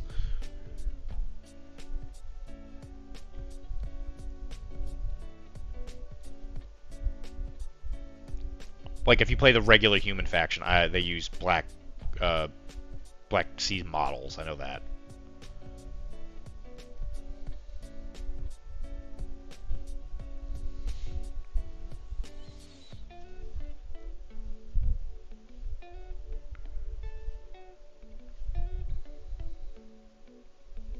That's right. I forgot. Yeah, I forgot you played Armada, not Black Seas.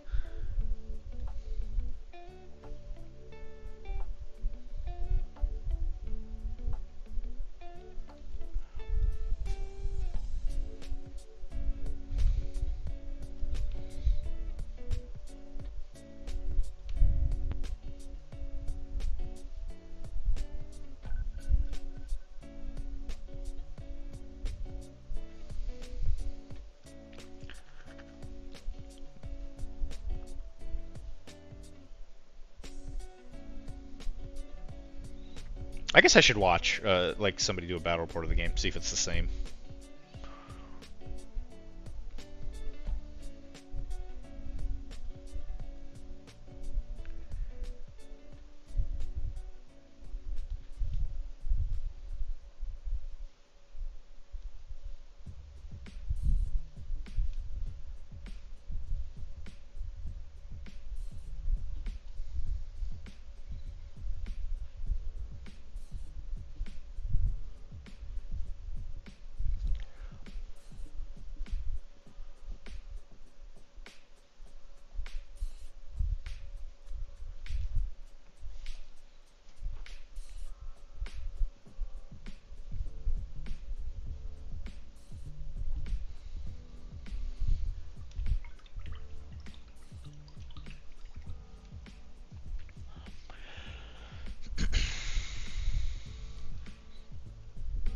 And I might end the stream a little bit earlier today because I gotta do a bunch of crap.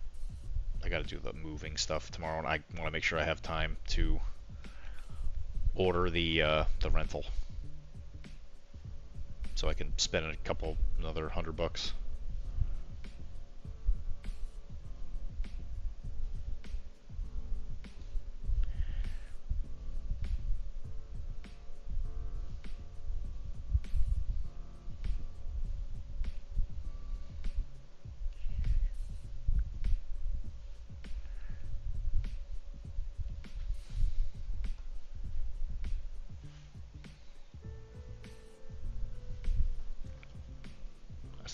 I said I gotta rent a truck, Chris, because I still have stuff at the house that I gotta get. That I thought I would have the Forerunner, but I don't because it broke.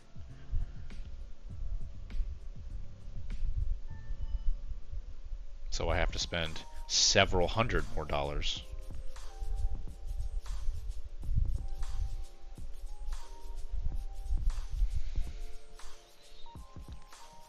How dare me? What did I do? What did I do? Oh, ending the stream early. Oh, yeah, sorry. No, okay, I'm on speed. I think I know what you're going. I think I know what you're going for. And I would also like to sleep. Because I had to wake up a little earlier than I usually do on a Sunday to go to the Blood and Plunder thing. Which was 100% worth it. It was a great time. Getting to hang out with Mike is always just a blast.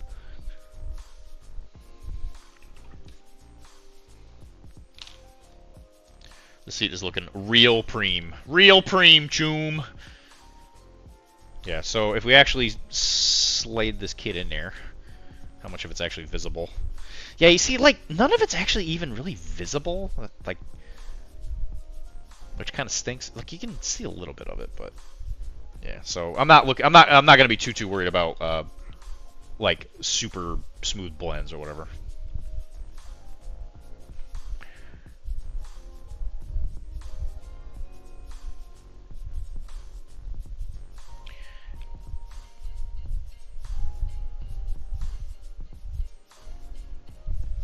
The smoothest blends.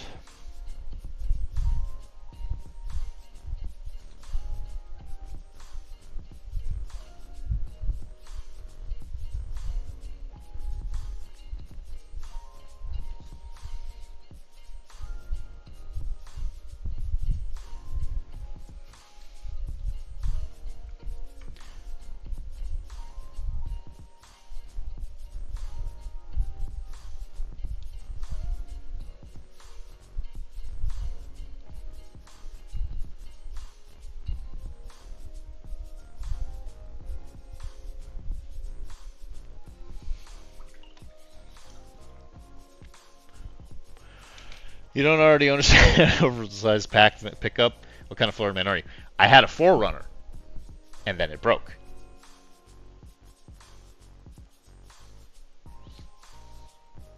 As much as I would like to own like a Toyota Tundra, I would love to own like a 1990s Toyota Tundra. I love those things. I drove one of those for a couple years, and my God, I loved it. I loved that truck. And I'm not like a truck guy, but that truck was insanely comfortable.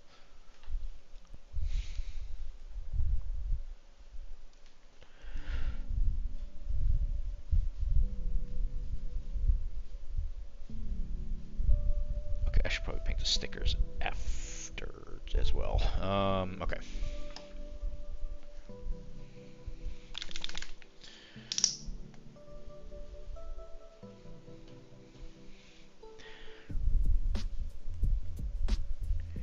All right, Mike. What kind of art do you want on the like graffiti parts? Like, do you still want me to do that? Do you think that's a good idea, or do you want me to keep it like it is now?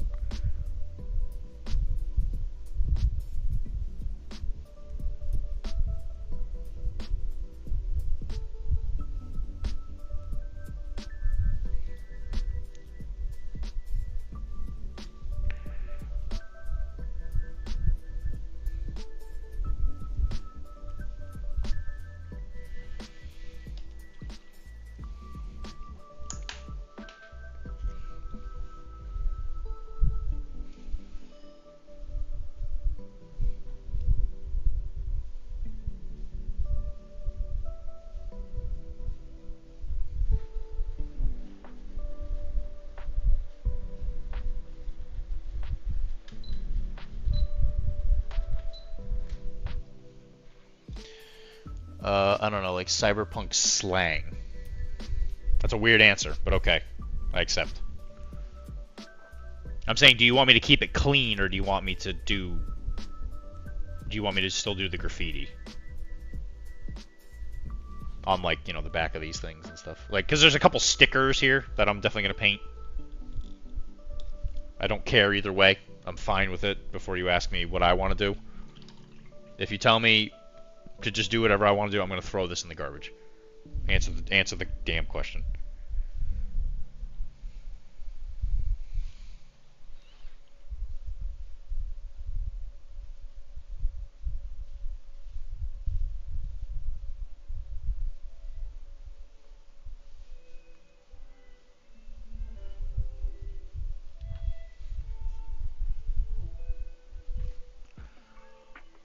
Like word graffiti you see on buildings and okay, sounds good.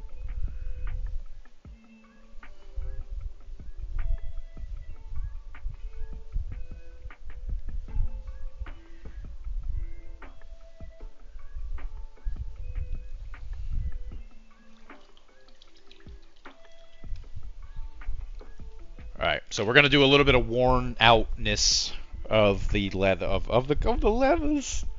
Oh no, the leathers! So what we're going to do is we're going to take a little, I guess we're going to use an ivory. I think it would probably be a good color. Like bleach bone? Yeah, bleach bone works.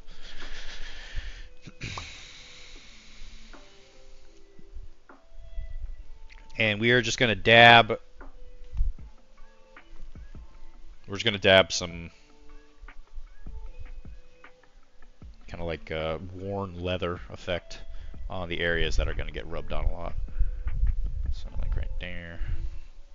Oh no, the leathers. Leo Satan, Leo Satan, Leo Satan, Leo Satan. You asked for it.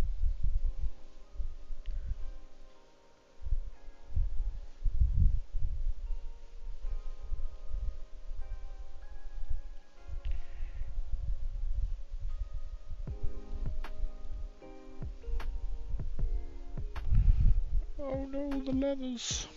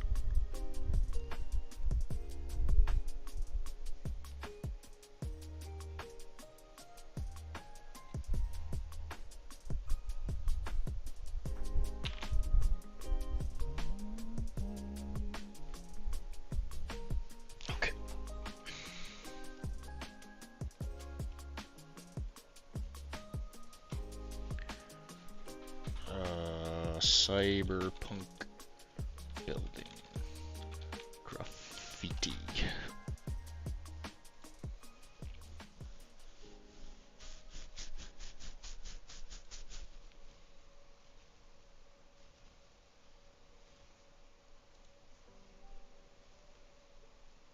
What's going on, Mary?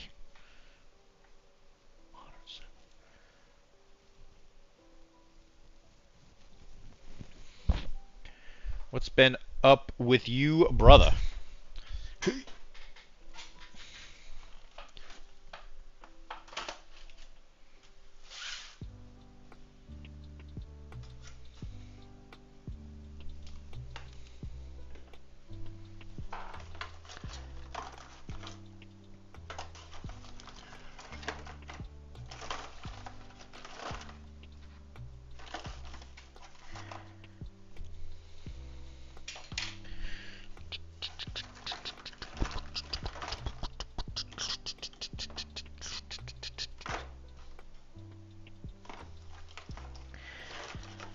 Oh man, I can't wait till the paint room is organized again.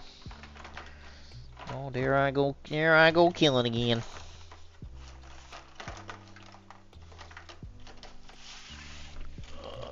Did I pull out hot pink? Aw. Yeah, it did, right there. Kids in bed, so painting knits. You know what? That sounds like a damn good time. Congratulations on some freedom. I'm sure you appreciate that. Paint nids? What the heck are you painting nids for? Shouldn't you be painting MCP or something? Something. Well, you haven't been playing, right? You said that you haven't played MCP unless it's squad goals, right?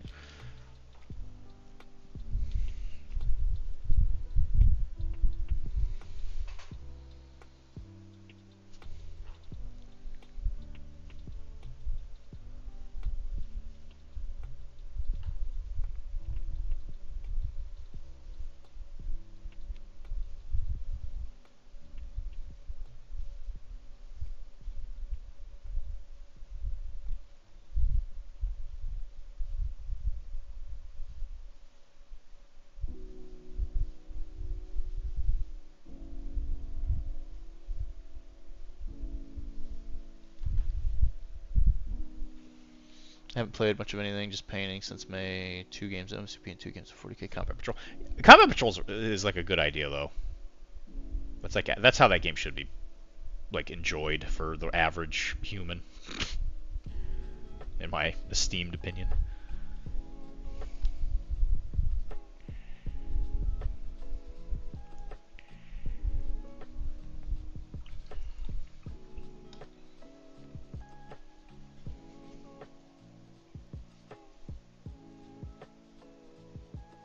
I'm sorry to hear it, man. Well, I mean, yeah. I mean, it's not like you're not used to it. You got kids.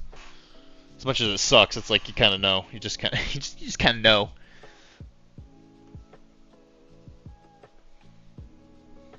Just a part of the process. Losing the ability to do things you like.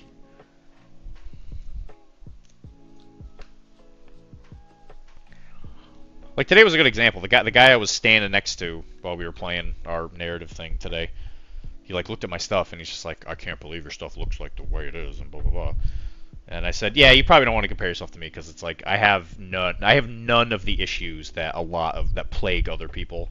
It's like I don't have kids. You know, I don't have like a female that really requires me to give her like tons of time and attention.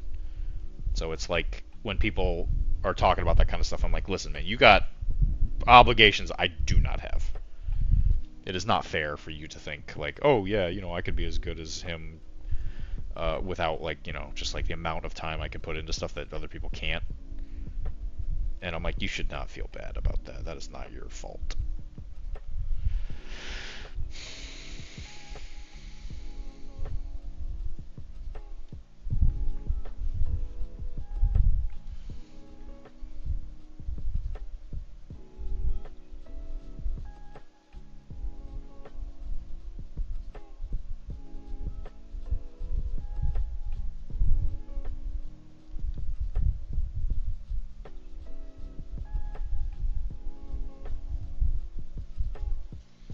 Yeah, I understand that I had the same thing. Someone said my Interplow were the most beautifully painted models. I told him that I am just better and can paint circles around any one of you. I am basically top of my group's Excel sheet. But you didn't have painted Interplog, though. That's none of us hesitate in making fun of you. It's all envy. That's fair. I get that. I get that. Is it envy from the painting skills or the freedom? or maybe a combination of both.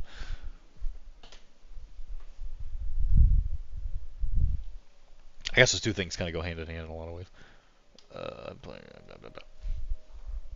But yeah, I try to tell him, it's like, dude, your stuff looks great for like the amount of time that you're able to give it.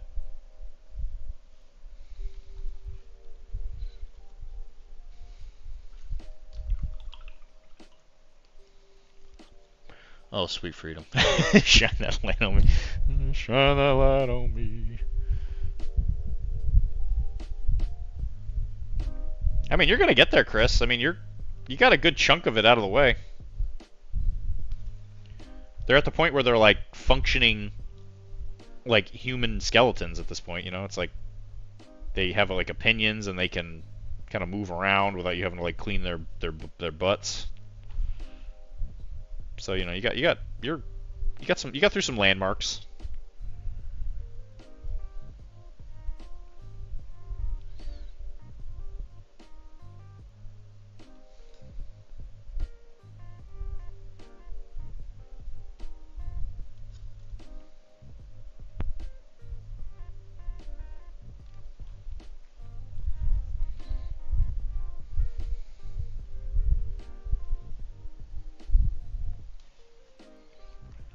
Oh, sweet freedom, shine that light on me.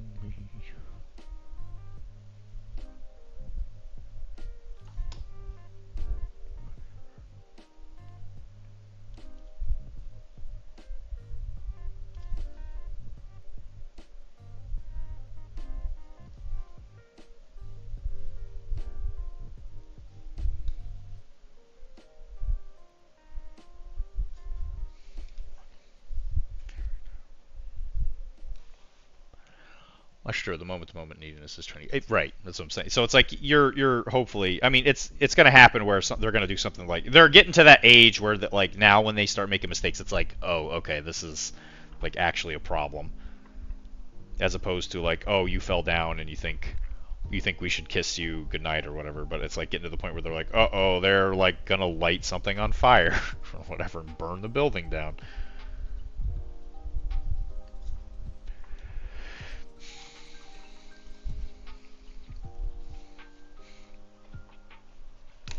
It's something I think about is Nina, who's my coworker. She's the other doctor in the office. She's been there for like 22 years or something like that. She's been there a long time. She's been there long enough for her patients to be kids, to come in and then have, like, she was there to see them as kids. They go to school, they grow up, they get married. She's been there for all those things. And then she's been there long enough for them to have kids. And now she's treating their kids. That's insane.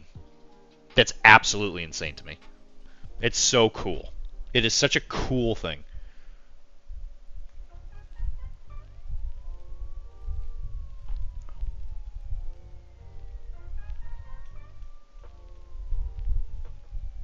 To be able to see like multiple generations of a family as a doctor, that's like that is such a cool thing.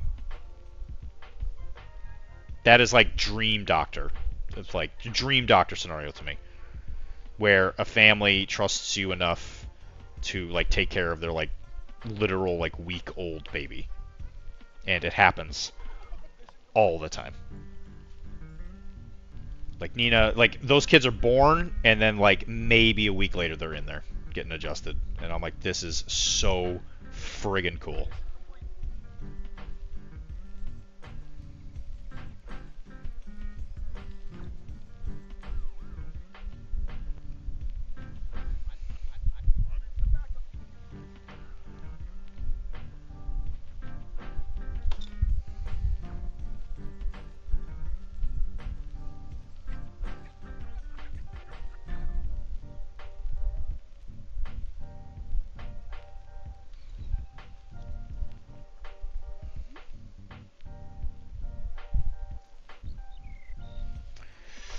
That's the kind of stuff I live for, baby.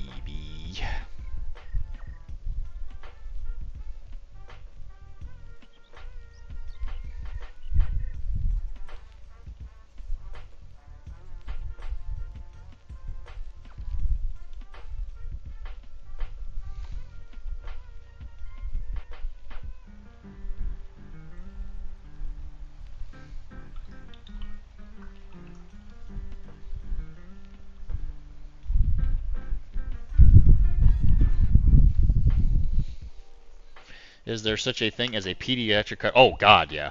Oh, my God. Nina would do babies only if she had the choice. She loves taking care of babies. Yeah, pediatric chiropractic is, like, real big. Yeah, I know a lot of chiros who only wanted to do babies.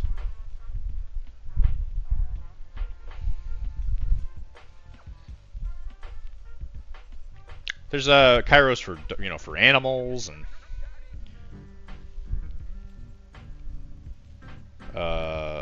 athlete. Obviously, athletics is probably one of the more commonly known ones.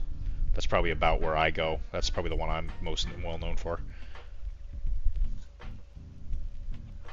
I treat a lot of very high profile athletes. Just put it that way.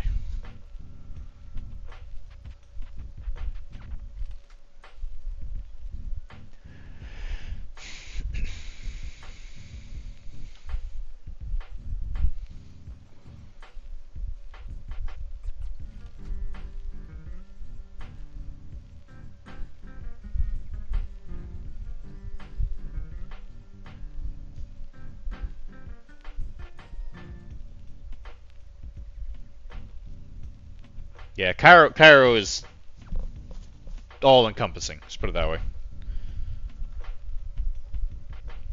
That's the great thing about being a chiro is everybody needs a chiro. The benefits of it are myriad.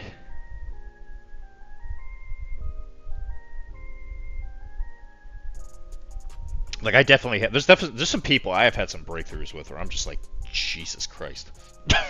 You've needed this your entire life. And don't get me wrong, I love the average patient too. They come in and they're like, my back hurts, blah blah blah, whatever. You put them on the table, you crack them, and off they go. But some people they come in and they're like, I don't know what to expect. My back hurts. Can you just do whatever? And I'm like, yeah, sure, whatever. Go in there, crack them, and then eventually, like, let's just say a week or two later, after I've worked with them for a bit. I'm doing my little muscle testing and all that, and I discover there's like an emotion we need to go after, and we start, and then they start crying. It's very, very emotional. It's very emotional days at work sometimes.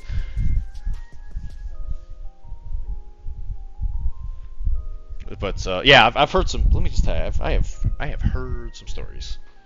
I have heard some stories, and it's interesting to treat patients, so like babies, right, who don't have all that trauma yet. So, like, you don't have to worry about previous injuries other than being birthed, because being birthed is, like, one of the most friggin' traumatic things in the damn world.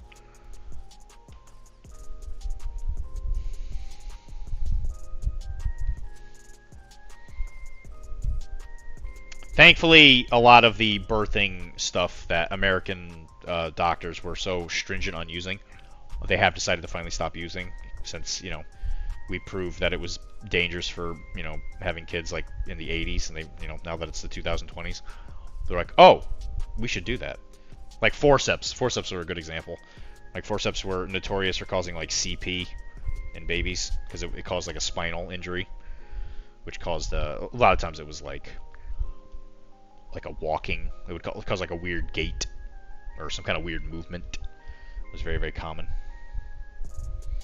I actually don't know when they stopped using forceps. When did they stop using forceps at birth?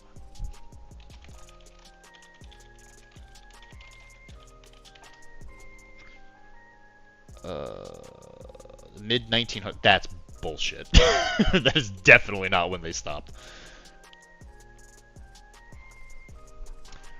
The use of forceps began to decline in the mid 1900s. Increased cesarean sections. That's bad. C-sections are bad. Changes in training, awareness of risks. Yeah, awareness of risks. Yeah, no shit. Anyway, but you know the opposite goes in that direction. It's like, you know, a baby gets adjusted. There is just a wild gambit of a gamut, maybe not a gambit, a gamut of benefits, because it helps them go to the bathroom, it helps them latch, helps them do all kinds of stuff.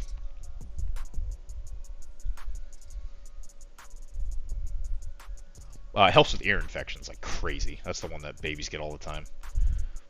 That one people know about. Like, if some doctors are like, oh yeah, your kid keeps getting ear infections, yeah, go ahead and bring it to the chiro.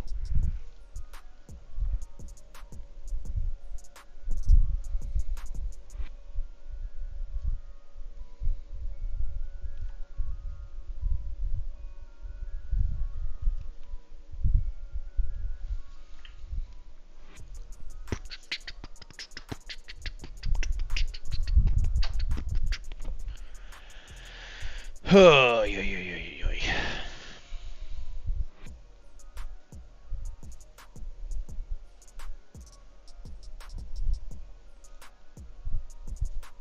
where's that blue? Blue.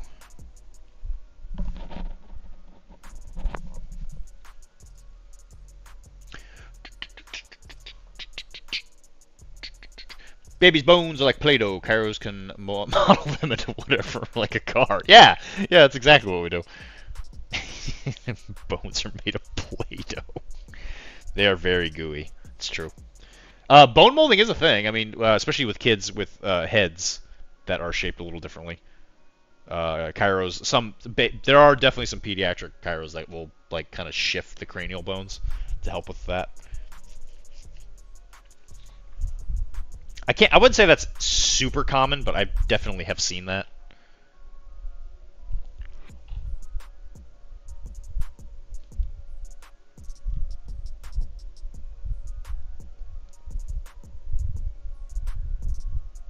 I will say you will not find a group of chiros who are more passionate about their job than pediatric chiros. They are unendingly enthusiastic about treating kids. It's kind of crazy. And it's kind of funny because even in the chiro world, we have like, you know, your casts of like, oh yeah, this chiro treats this or whatever. And me personally, I'm not a huge fan of DAC bars, which are the X-ray specializing ones. You know, get me in person if you want me to like give you like a real opinion, but it's just kind of funny how even in our little like super secluded world of, you know, you don't bump into a chiro every day, but when you meet up with them, you're just kind of like you gotta like talk about these different like groups. But it's looking really good. Yeah, good. I'm glad you like it. Yeah, I've seen the plastic hat that some kids gotta wear. Yeah, it's funny, right? It's kind of sad, but I mean, you gotta do it when they're a baby, because if you wait, it'll become too late. I'm tired, so I might go to sleep. I've seen it more often lately, but it's looking really good. Yeah, I'm glad you like it, man. I might not go too much more than this. Maybe I'll do like a little bit here to like cover up some of this. I feel like if I go too hard on it, it'll kind of detract, which I'm a little worried about. So I might not do too much more, but it'll kind of get that idea across.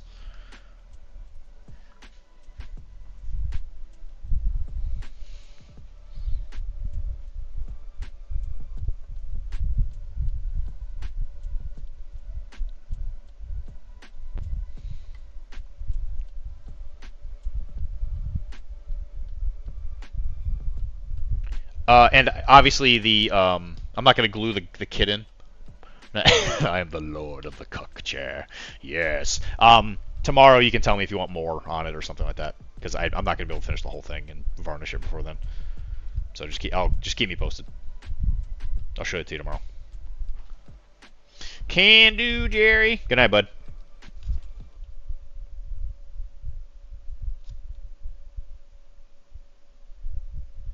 Can do, Jerry. Oh, wowee.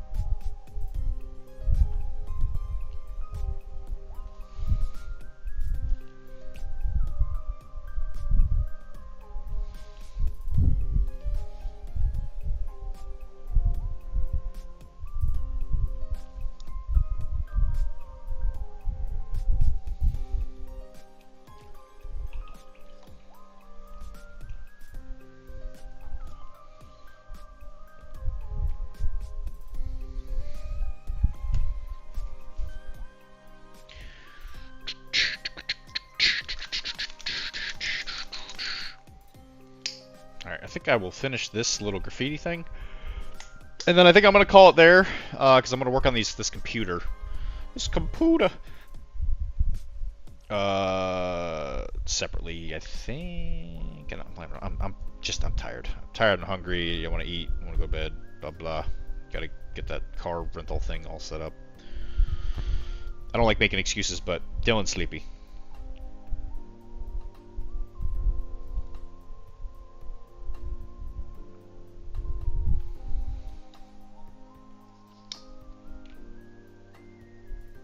Dylan want nappy.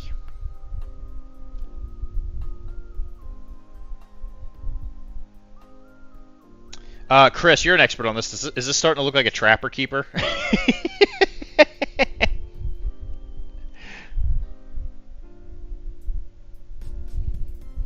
Or like one of those like book cover protector things that they used to have for like school, like with your textbooks.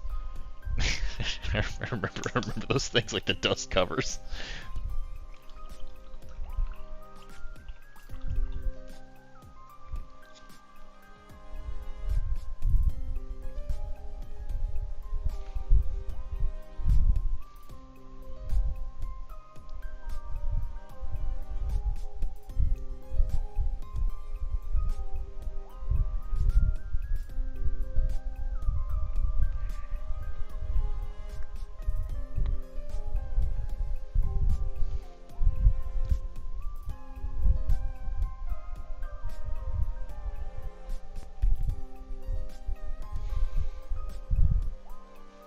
Is that supposed to be funny?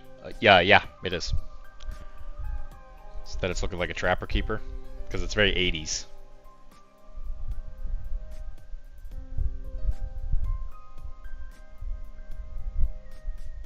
Do you not think it's funny?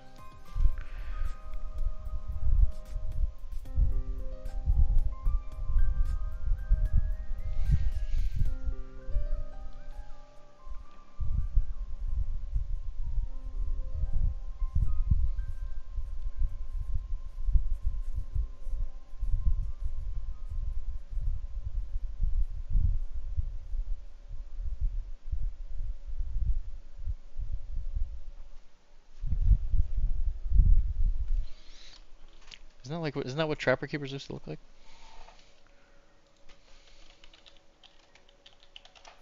Like the 80s ones? Like super colorful.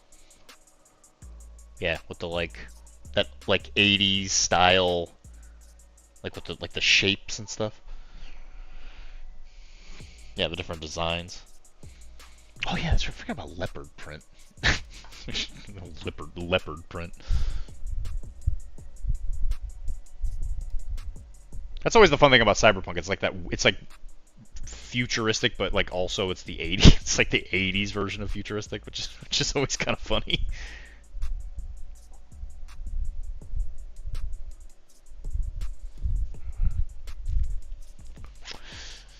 We used to use paper bags to cover the books when they handed them over at the beginning of the year. That's the way it was, and we loved it. We loved it.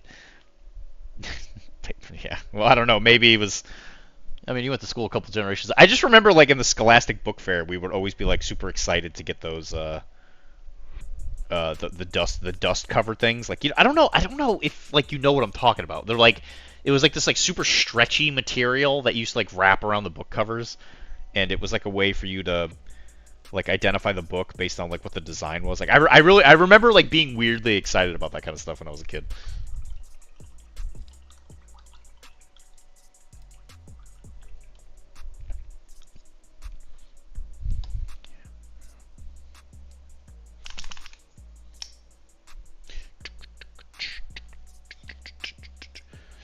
Oh no, people sending me messages. Don't forget to respond. Thanks.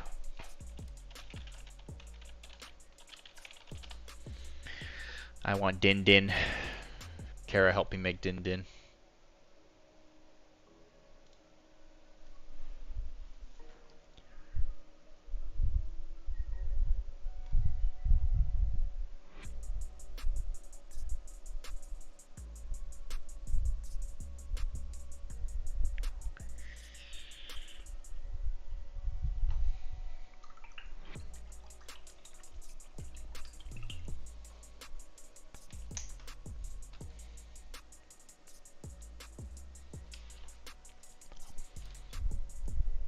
coming to the shop on Tuesday, Mr. Chris? It's the last week of summer of plunder.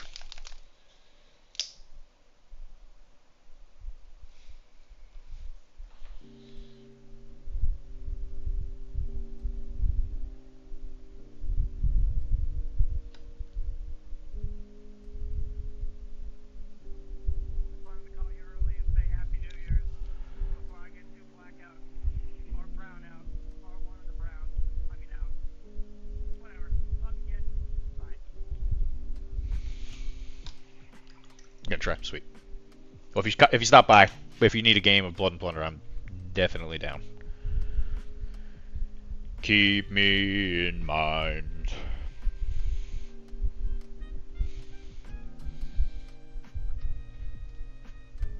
Keep me in mind.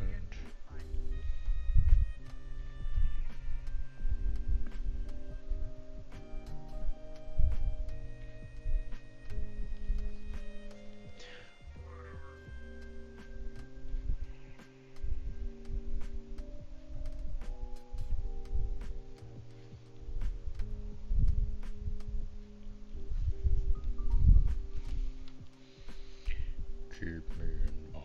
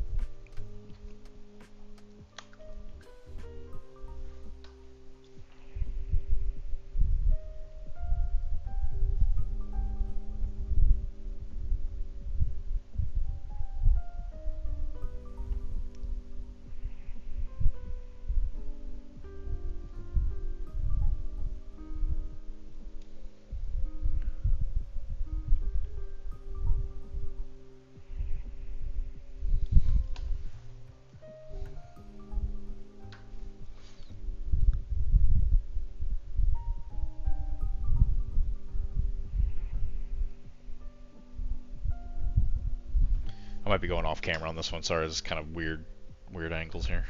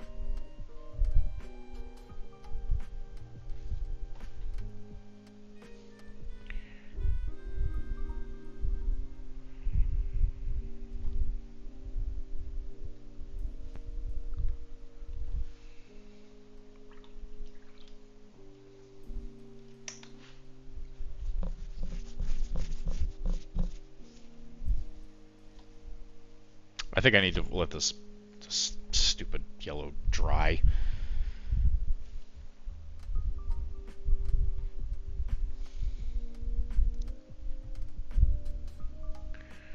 Which I think I'm just going to let that dry. Okay, so I guess at this point I will call it a little early. I keep one book from high school. It took 4 years of Latin, so I kept the one from senior year. Check general. I am hungry. So very hungry, General. Our book was covered in paper. His book is covered in paper. No, I don't think you know what I'm talking about. I'll have to show it to you. Gotta love Latin. The Trojan boats are magically saved from fire. Oh, God.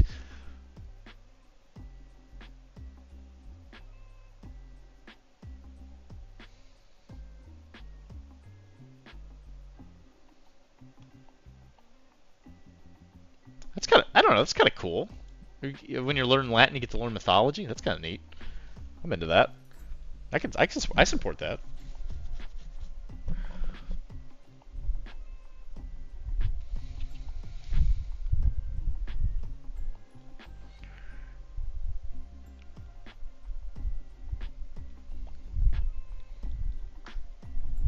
Yeah, God, stupid yellow is always such a pain in the butt to paint. Senior year was Virgil's A ended. Oh, that's cool. A ended, huh?